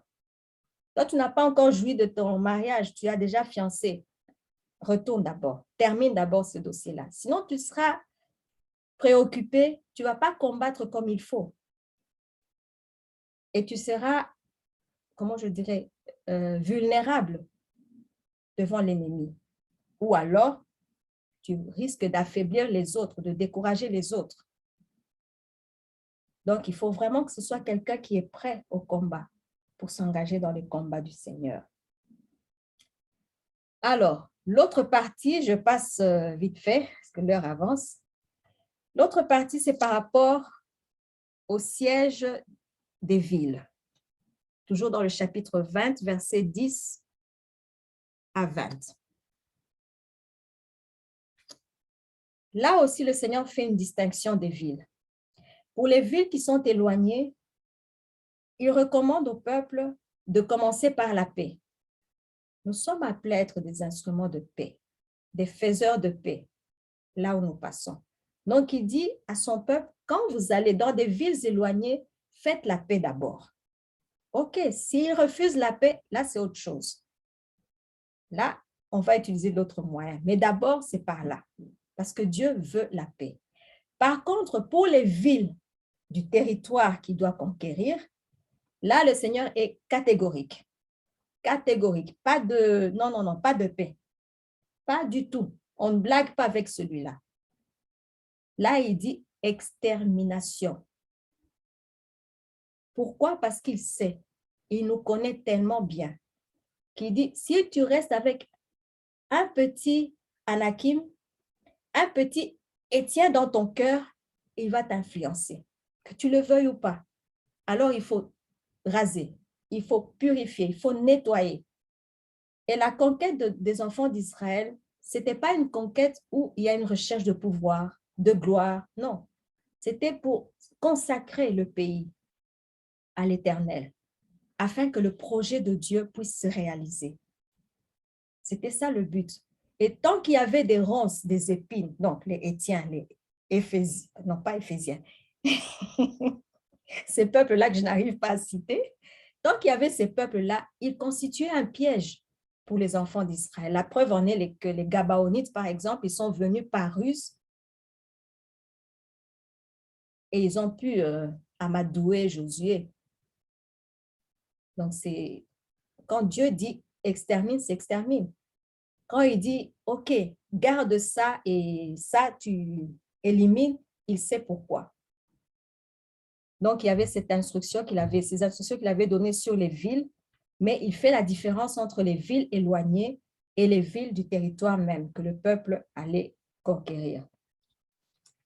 Au chapitre 21, il parle des meurtres dont les auteurs ne sont pas connus. Là, il développe par rapport à la place des sacrificateurs, à la place des anciens et des juges au milieu du peuple. Mais ce n'est pas seulement eux. Je crois que c'est une responsabilité qui est partagée dans le peuple. Donc, c'est une mise en garde contre l'indifférence quelque part, l'insouciance ou l'insensibilité par rapport au sang versé. On en a parlé dernièrement encore quand on parlait de Jérusalem et le sang versé. Dieu tient à la vie. Il tient à la vie. C'est lui qui donne la vie et c'est lui qui décide, je la reprends ou je la laisse. Quelle que soit la raison par laquelle le sang est versé, Dieu est touché par rapport à cette situation. Même si la personne, c'était, comme on aime bien juger, c'était un pécheur. Mais Dieu, il tient à cette vie parce que c'est lui qui a donné cette vie. Donc, il met en garde aussi l'indifférence qui peut être développée. En relisant, je voyais en fait notre temps, ce que nous sommes en train de vivre. Et je me suis dit, Seigneur, on a perdu beaucoup de choses qu'on doit redécouvrir dans ta parole. Parce que ces principes, les gens diraient, oui, c'est l'ancienne alliance. Mais non, on retrouve ces mêmes principes dans la nouvelle alliance pour dire que c'est la même parole de Dieu. C'est le même Dieu. Une indifférence face au meurtre. Déjà, le meurtre dans un pays, le sang versé dans un pays, souille le pays, amène la malédiction quand ce n'est pas réglé. Et ça doit être réglé. Autrement, la malédiction, elle plane. Elle plane. Et elle peut planer au travers des générations. Est-ce qu'aujourd'hui, les comportements qu'on voit dans les gens, est-ce que ce n'est pas aussi le fruit de tout ce sang qui a été versé? Un jeune qui va se lever pour aller suicider un autre jeune, est-ce que ce n'est pas le produit de ce sang qui a été versé? Et n'oublions pas, quand Dieu parle par rapport au sang versé, il a dit par rapport à Abel, quand il a demandé à Caïn, où est ton frère? Encore une fois, le frère, fraternité. Il a dit à Caïn, le sang de ton frère crie justice. Quand on lit dans Apocalypse, il y a aussi ces saints qui ont été martyrisés, tués à cause de l'évangile, à cause de Christ, qui réclament aussi justice. Nuit et jour, ils réclament justice. Donc, il y a quand même une justice de Dieu qui sera appliquée à cause du sang versé. Si ce problème-là n'est pas réglé, en relisant ça, je me disais, Seigneur, fais-nous grâce aussi que dans cette saison, dans ce 6e mois, que tu nous ouvres les yeux aussi, les choses que nous devons réparer devant toi. Peut-être dans nos pays aussi, il y a des choses qui ont été faites. Le sang a coulé, pas peut-être, le sang a coulé. Comment prier par rapport à ça? Comment nous tenir à la brèche? Ça, c'est la place du sacrificateur. Comment nous tenir là, devant le Seigneur, pour ces cas? Parce que ça va influencer le pays, mais nous aussi, on est dans ce pays, donc ça va nous influencer, qu'on le veuille ou pas. Donc, on ne peut pas dire, oui, moi, je suis enfant de Dieu, couvert par le sang de l'agneau. Oui, d'accord. Mais l'impact peut aussi nous toucher, même si on est enfant de Dieu. Et c'est pour ça que Dieu dit aux juges, aux anciens et aux sacrificateurs comment régler ce problème avant que ça ne s'empire. Il leur dit dans ce chapitre, dans ces versets,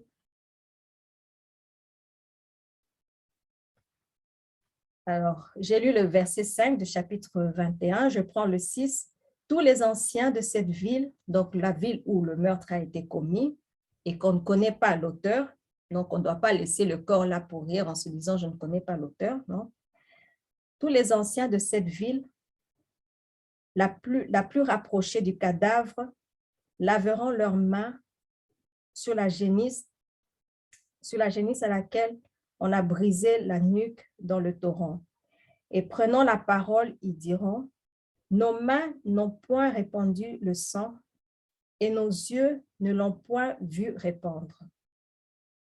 Pardonne, ô Éternel, à ton peuple d'Israël, que tu as racheté. N'impute pas le sang innocent à ton peuple d'Israël, et ce sang ne lui sera point imputé.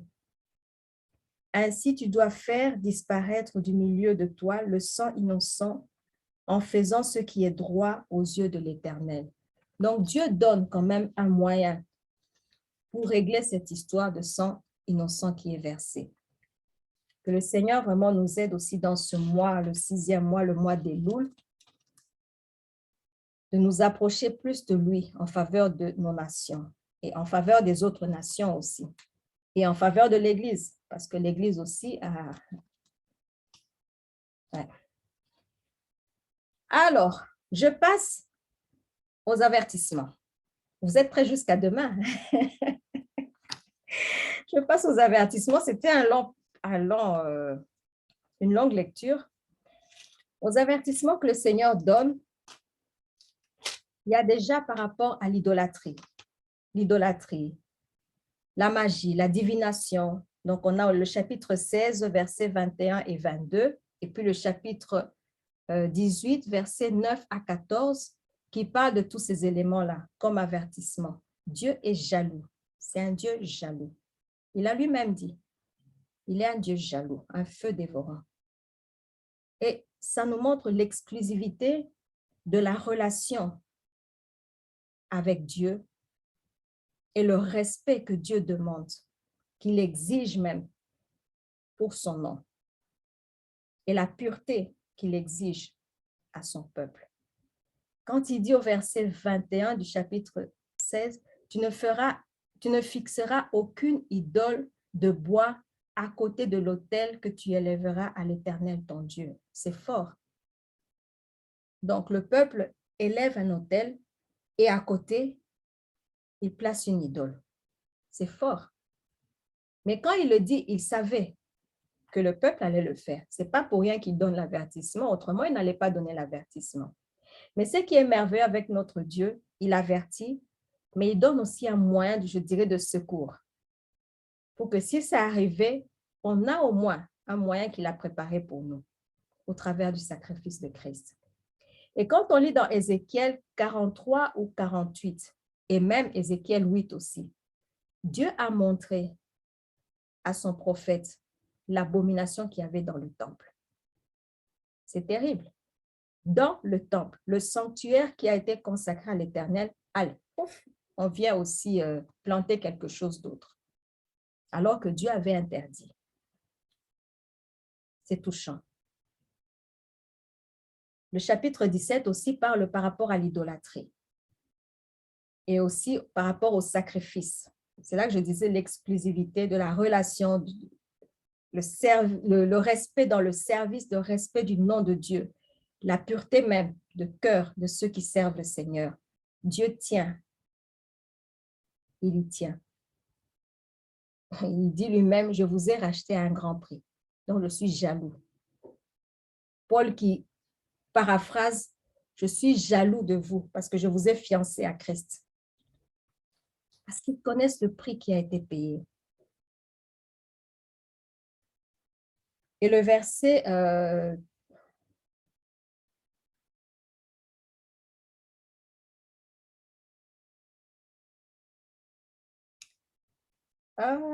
je crois, le verset 13 du chapitre 18, il dit, tu seras entièrement à l'Éternel ton Dieu. Entièrement, pas en partie. Une partie pour Dieu, une partie pour je ne sais pas qui. Pour révérence, non. Moi, je dois être entièrement pour Dieu. Je ne dois pas dire une partie pour moi-même et une partie pour Dieu. Que le Seigneur nous fasse grâce, vraiment, d'être entier. Et le mot même entièrement ou entier ou parfait, c'est le mot tamim, être parfait, la perfection que le Seigneur demande. Donc, c'est vraiment tout l'être, esprit, âme et corps, pensée, volonté, tout ça, entièrement à Dieu. C'est une exigence.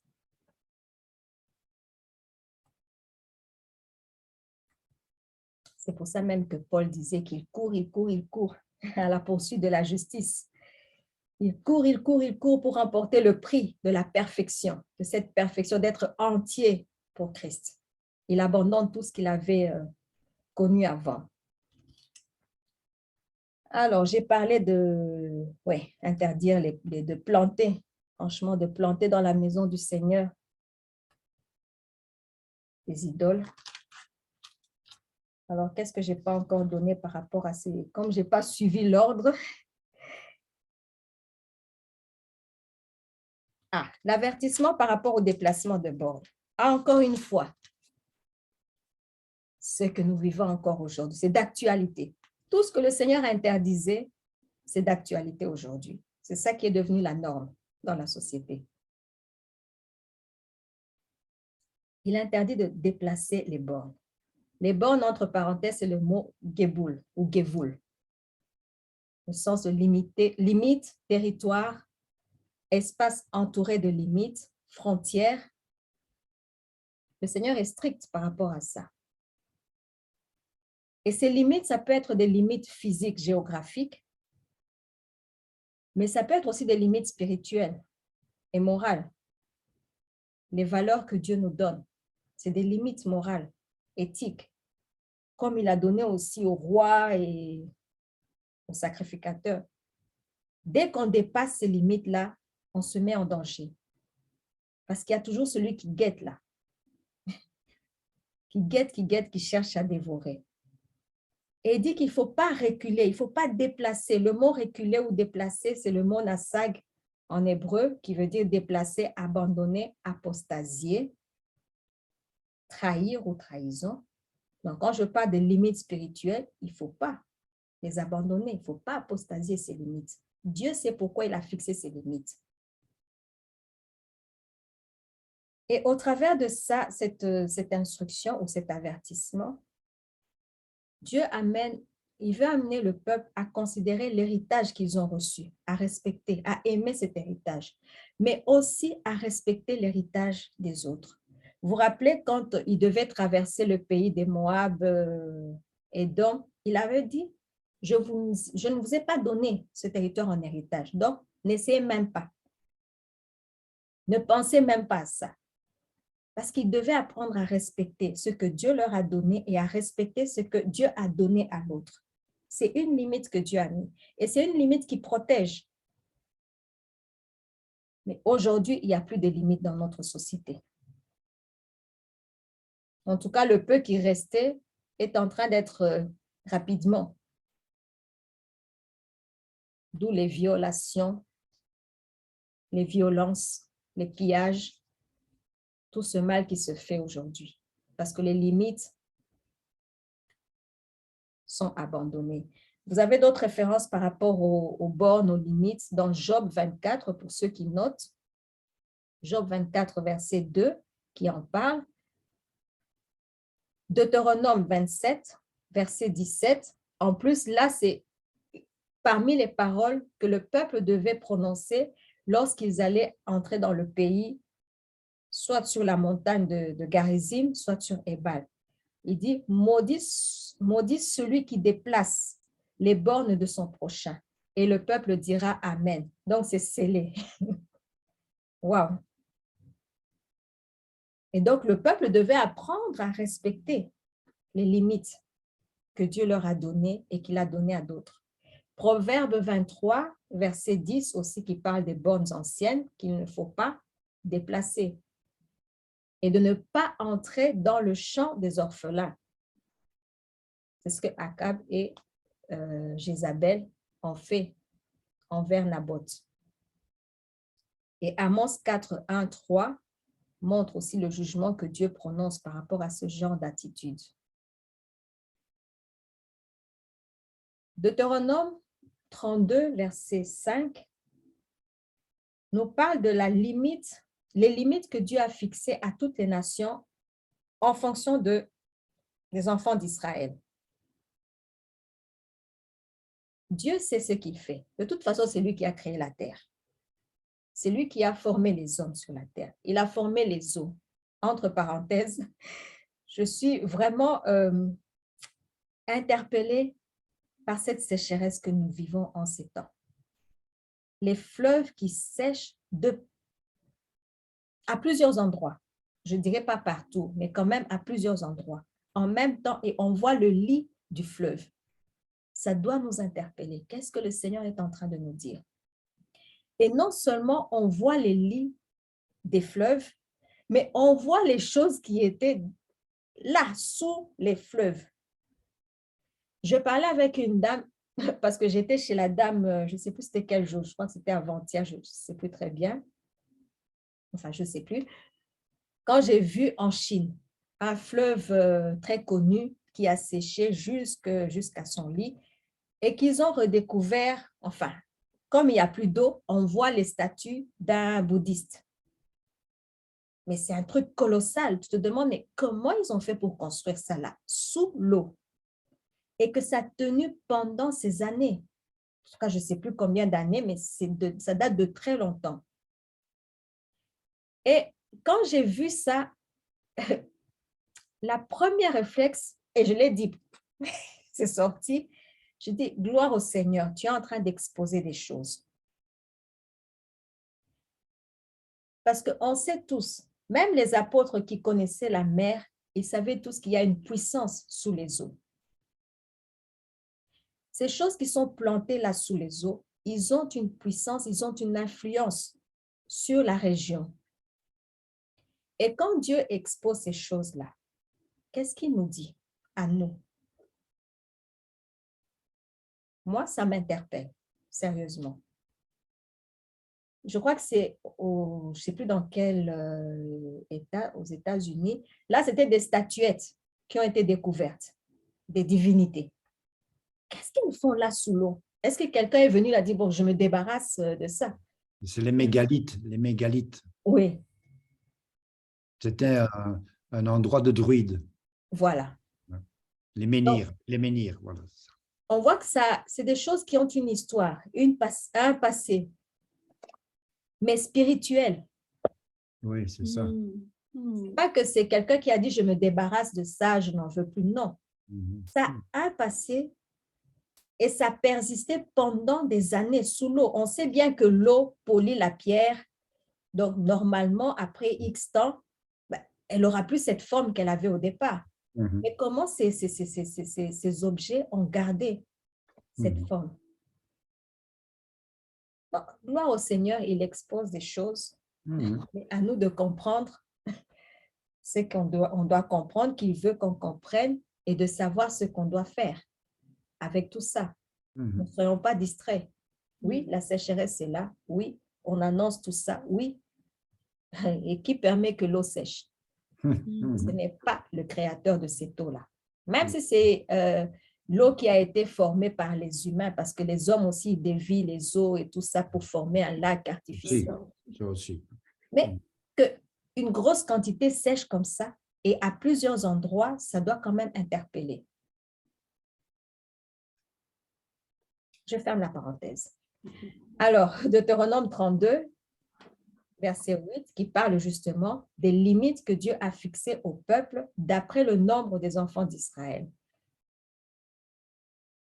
Parce qu'il sait, un jour, on sera tous amenés à aller à Jérusalem, comme il a dit au travers de Zacharie. Oui. Un jour, ça va arriver. Arrive. Les 10 du Congo vont prendre un juif par le pont de ça. On va avec toi à Jérusalem parce qu'on a appris que ton Dieu est là. 10 de la Belgique vont prendre un. Dieu sait ce qu'il fait. Mhm. Et quand il annonce ces choses, il sait comment il va les réaliser. Nous, ça nous dépasse toujours parce qu'on est humain. Mhm. Mais lui, il sait Comment il va faire? comment il le fera, quand il le fera, avec qui il le fera, c'est son affaire. Nous, on suit sa parole par sa grâce. Et donc, c'est aussi une façon de mettre en garde ceux qui veulent aller prendre le territoire que Dieu a fixé ou ceux qui ont pris le territoire que Dieu a fixé à Israël. Ça Mhm. met en garde. C'est ça. Absolument. C'est ça. Ça met en garde. Absolument. Mais bon, les gens semblent ne pas réaliser, ne pas comprendre. Quand je parle des gens, je parle de l'Église. Hein. Ceux Mhm. qui ne connaissent pas encore la parole de Dieu, bon, Dieu s'en occupe. Mais ceux qui connaissent la parole de Dieu, quand nous voyons toutes ces choses-là, quelle est notre attitude? Mhm. Voilà, je laisse là. Osée 5, verset 10. Ça compte. Osée 5. Osée, chapitre 5, verset 10. Là, c'est par rapport aux limites, je dirais, spirituelles ou morales. Le peuple a dépassé les limites. Au point où il est arrivé à un non-retour. Il ne s'est plus se rétracter, il s'est tellement enfoncé dans des œuvres qui sont mauvaises et il n'arrive plus à revenir à Dieu. Et Dieu l'avertit aussi. Et d'ailleurs, tout le livre d'Osée, c'est ça. Dieu est en train d'avertir. Attention, vous êtes en train de dépasser les limites que j'ai fixées. Mhm. Il y aura une conséquence. Mais comme ils n'ont pas suivi, hélas, c'est arrivé. Mais bon, puisqu'il est un Dieu d'amour, de miséricorde, il sait aussi comment ceux qui vont se repentir, évidemment, ceux qui vont s'humilier, il sait comment il va les ramener. Donc, en parlant de ces bornes, je vois les bornes géographiques, physiques des pays pour lesquels on doit faire attention et prier aussi par rapport à ça. Toutes ces guéguerres qu'on entend par-ci, par-là, l'un va aller dans le territoire de l'autre, il n'est pas Oui, c'est satisfait avec son territoire, il va aller encore ailleurs. Ah oui, Il n'a même pas fini les problèmes de son territoire, il veut aller élargir. Mhm. Pourquoi convoitise? Mhm. On veut la gloire, on envie l'autre. Plus grand. Mhm. Que le Seigneur nous aide aussi par rapport à ça, pour savoir comment prier par rapport à tout ce qui se passe. Les dépassements des limites, là, c'est trop. Les dépassements de limites dans la société. Mhm. Là aussi, c'est encore une histoire. Que le Seigneur nous aide aussi par rapport à ça. Si Dieu a donné des limites, il sait. Et qu'il nous apprenne à reconnaître les limites que lui, il a fixées. Et quand il faut en parler à quelqu'un d'autre, qu'il nous donne la sagesse d'en parler à la personne pour que la personne aussi sache. Et en parlant de ces limites, justement, Dieu ne veut pas que l'opprimé continue à opprimer le faible.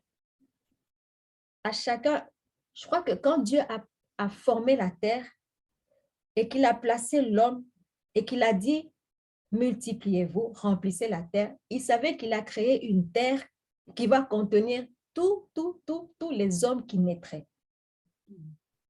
Mhm. Et chacun dans la partie que Dieu va lui donner. Mhm. Mais aujourd'hui, l'homme se croit plus malin Mhm. que celui qui l'a créé. il va dépasser les limites. Et ça crée des problèmes. Ça crée des problèmes même au niveau des familles, au niveau des nations. Je prends le Congo par exemple. Il a été divisé, mais on retrouve des tribus du Congo en Angola, des tribus du Congo, de l'Angola au Congo, tribus du Congo, Kinshasa, Congo-Brazzaville, dans tous les pays limitrophes. On se retrouve avec certaines tribus. On est deux pays différents aujourd'hui, mais c'est parce qu'on a séparé. On est venu couper, tracer une ligne, voilà, c'est fini, on coupe comme ça. Et on crée une inimitié entre les gens, comme ça, ils ne vont plus se retrouver comme s'ils étaient une tribu avant. Tout ça, ça a des conséquences dans la vie. Après des générations, ce sont les enfants qui sont en train de souffrir de tous ces conflits. Que le Seigneur nous aide. Alors, l'autre avertissement, c'est par rapport aux faux témoins. Chapitre 19, versets 14 à 21, par rapport aux faux témoins.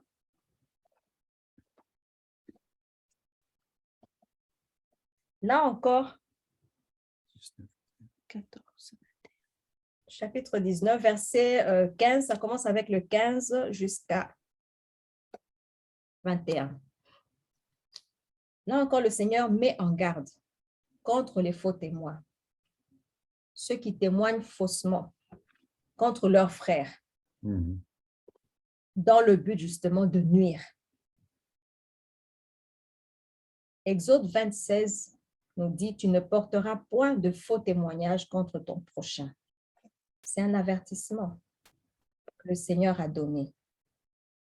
Donc, il met en garde les faux témoins. Le témoin, il est là pour témoigner d'un fait auquel il a assisté, ou peut-être qu'il a entendu parler. Il doit témoigner, mais il doit être véridique, émette, il doit être digne de confiance. Ce n'est pas un témoin qui va inventer des choses. Et on sait qu'à l'époque de Jésus, il y a eu des témoins. Là, il a eu des témoins. Il a eu des faux témoins et des vrais témoins. Dans quelle position on se place? Cette paracha a été très longue. Très intéressante. Elle est très longue. Et là, je passe parce que je me dis, bon, on n'a pas assez de temps. Généralement, les parachas, c'est vraiment étudier toute la journée. C'est vrai, hein? Je vois tous les sujets qu'il y a. Oui, parce qu'il y a beaucoup de sujets. Et je me disais, bon, je vais parler peut-être sur un élément, mais je me dis, bon, je crois que c'est un tout dans tous ces éléments-là. C'est un tout. Le mishpatim de Dieu. Donc, il faut quand même donner ces éléments-là. Et donc, pour terminer, en parlant du 6e mois d'abord, et en parlant de la fraternité, en parlant de la repentance, le chiffre 6, d'abord, c'est la valeur numérique de la lettre Vav, qui symbolise le clou, crochet, attacher, joindre, ensemble. Donc, en ce 6e mois, le Seigneur nous rappelle à nous attacher à lui, à revenir et nous attacher,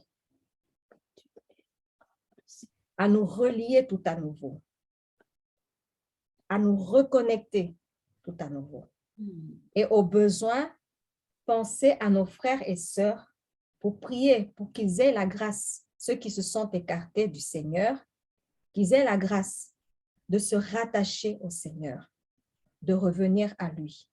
C'est très important. Et cette lettre Vav, il y a un mot en hébreu, le mot Vav, qui est traduit aussi par crochet. C'était les crochets qui étaient utilisés pour assembler le voile du tabernacle, pour permettre qu'il y ait un tout, le tabernacle. Et nous, aujourd'hui, nous sommes le temple du Seigneur. Nous devons être attachés les uns les autres, de la bonne manière, évidemment, Mais nous devons être ces crochets, attachés les uns les autres, pour former réellement ce tabernacle du Seigneur, et particulièrement dans ces temps. Parce qu'il y a beaucoup de divisions, de mésententes. Et ça, c'est l'ennemi qui sème tout ça. Et Jésus a dit, un royaume divisé ne peut pas subsister. Donc, on doit vraiment prier pour qu'il y ait cette reconnexion de cœur à cœur avec le Seigneur, qu'il y ait cet attachement à sa parole, cet attachement au Christ. D'ailleurs, c'était le désir de Christ qu'on soit un avec lui, attaché, accordé, un avec lui, que l'on puisse vivre, que l'Église, le corps de Christ, puisse vivre cette dimension.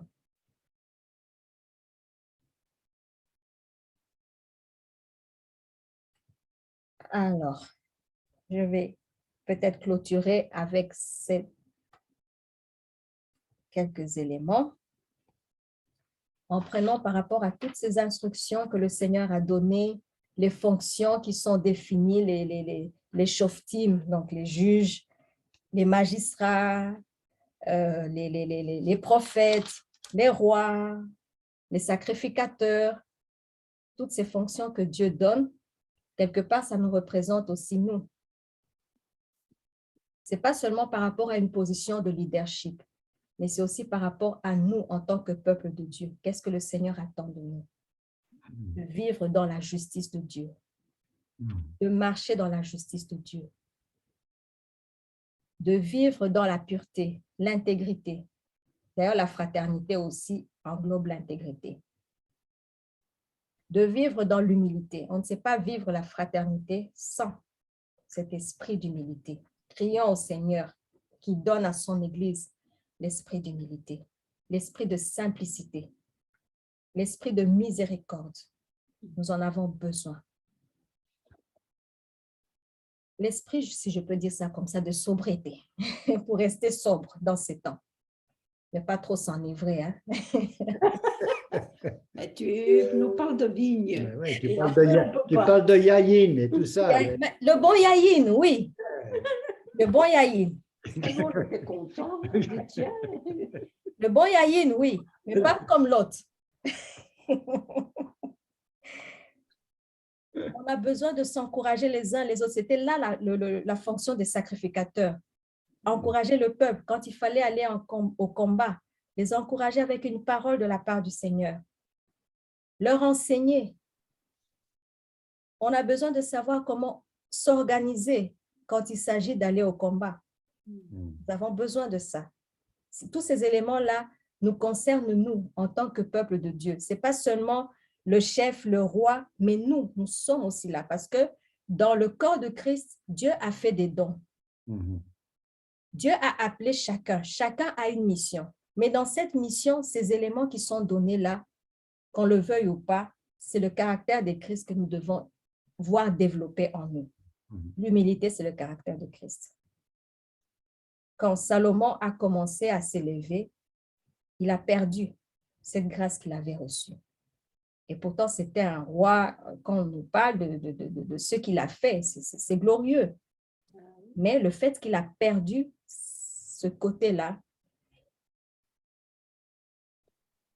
il a voulu, je lisais un article qui disait, après l'Égypte, Salomon a été le deuxième roi en grande puissance de l'époque, parce que les chevaux représentaient la grande puissance d'un royaume à l'époque. Et comme il allait il se faisait livrer des chevaux de l'Égypte, il fait justement ce qui avait été interdit là-bas. D'aller en Égypte pour aller acheter des chevaux et se faire... Donc, il a mis un paquet. Oui, c'était un grand roi. Oui, c'était un grand royaume. Mais quelque chose a déraillé. Et même, il est arrivé au point, je ne sais plus c'est quel passage que j'ai lu, où il a utilisé ses frères. D'ailleurs, tu as prié par rapport à Joseph. La maison de Joseph, comme esclaves. C'est quand même ses frères. Il les a utilisés comme esclaves. Je crois que c'est dans un roi ou deux rois, je ne sais plus très bien. Quand il y a eu avant peut-être Yves, tu vas m'aider à trouver le passage. Avant que le prophète vienne annoncer à Jéroboam qu'il sera roi, que le Seigneur va diriger le royaume.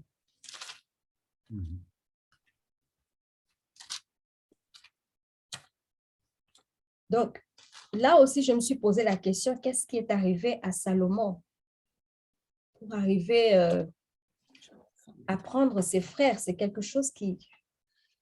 Et ça a même causé le conflit après, parce que même Jéroboam, il servait Salomon. Mais après, il a dû s'enfuir.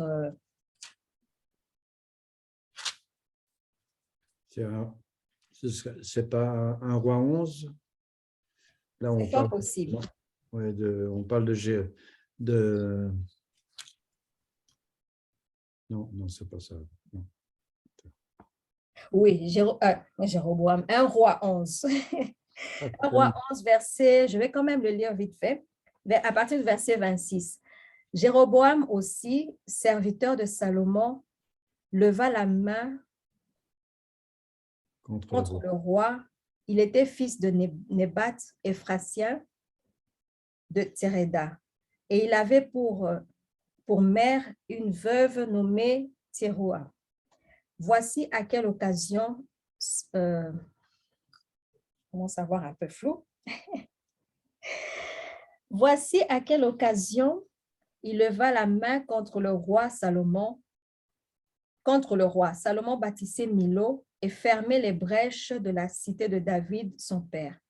Jéroboam était fort et vaillant.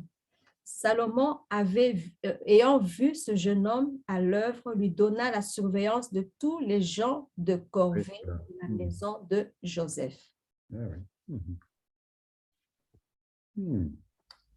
Donc, on voit qu'il a utilisé même ses propres frères. Et ce mot-là qui est utilisé dans les gens de corvée, c'est le même terme qui est utilisé avec la persécution des enfants d'Israël en Égypte.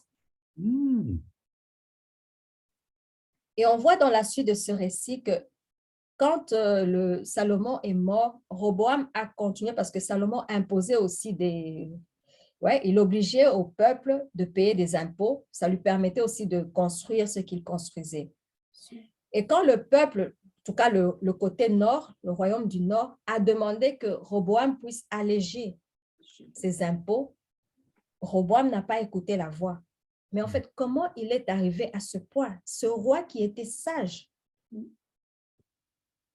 Ça fait peur. Tu te dis, Seigneur, aide-moi à garder mon cœur. Oui. Parce qu'il a reçu une sagesse extraordinaire. Mais comment il est arrivé à ce point-là? Il n'a pas veillé suffisamment. Il a pris plusieurs femmes. Et ces femmes l'ont détourné de Dieu. Ça a été aussi parmi les éléments qui l'ont affaibli dans cette grâce qu'il avait reçue. Et donc, pour nous aussi, Dieu nous met en garde par rapport à tous ces éléments. Et il nous met en garde aussi par rapport à l'attitude de refuser d'écouter ses conseils.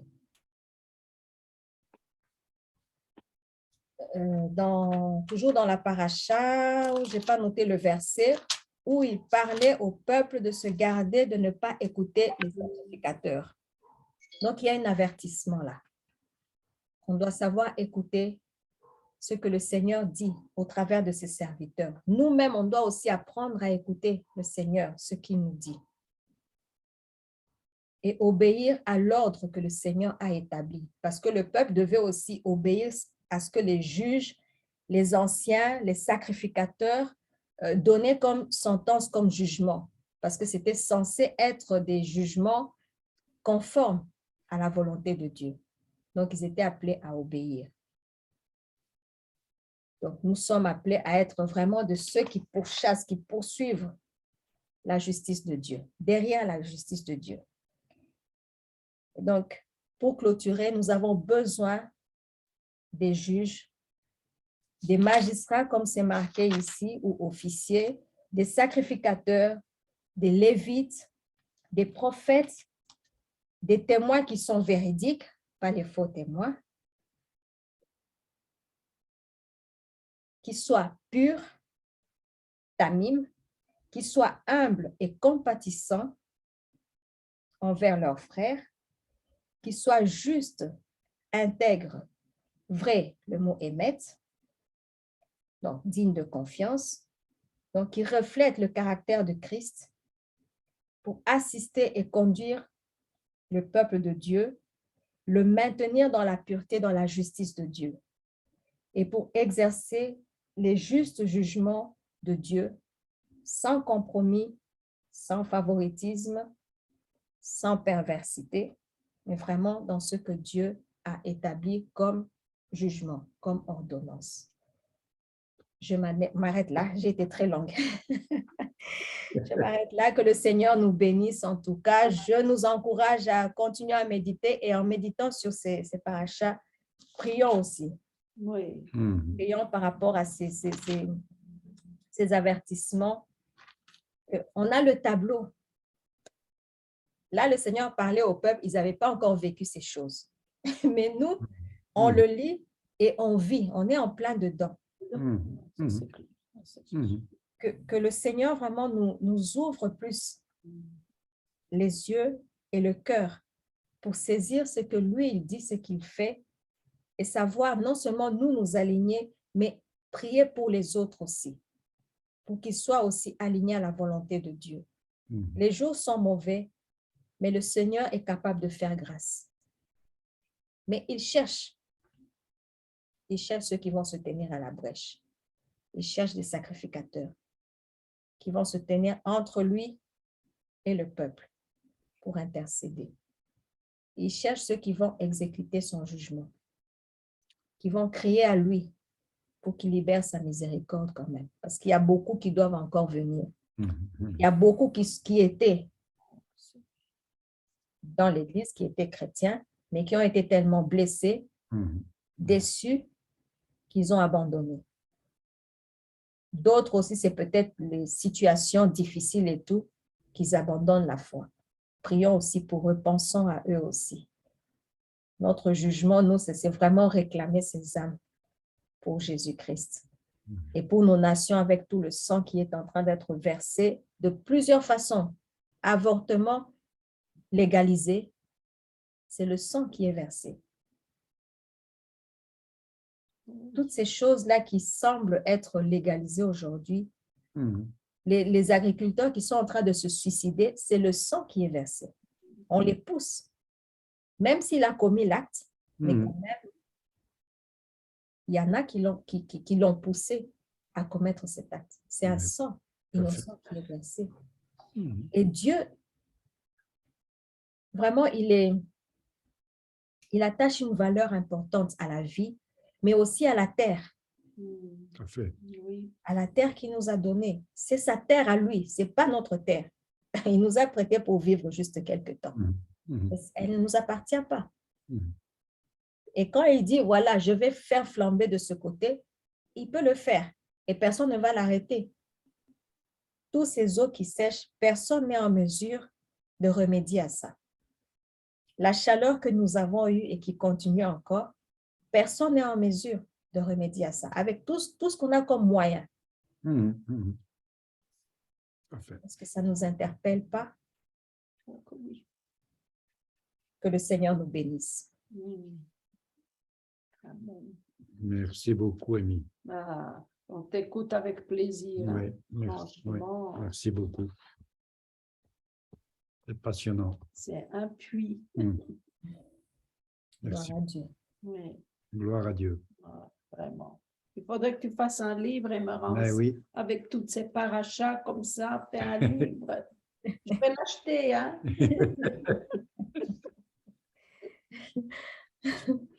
Oui, gloire à Dieu. Voilà. Je vais couper l'enregistrement. Merci beaucoup.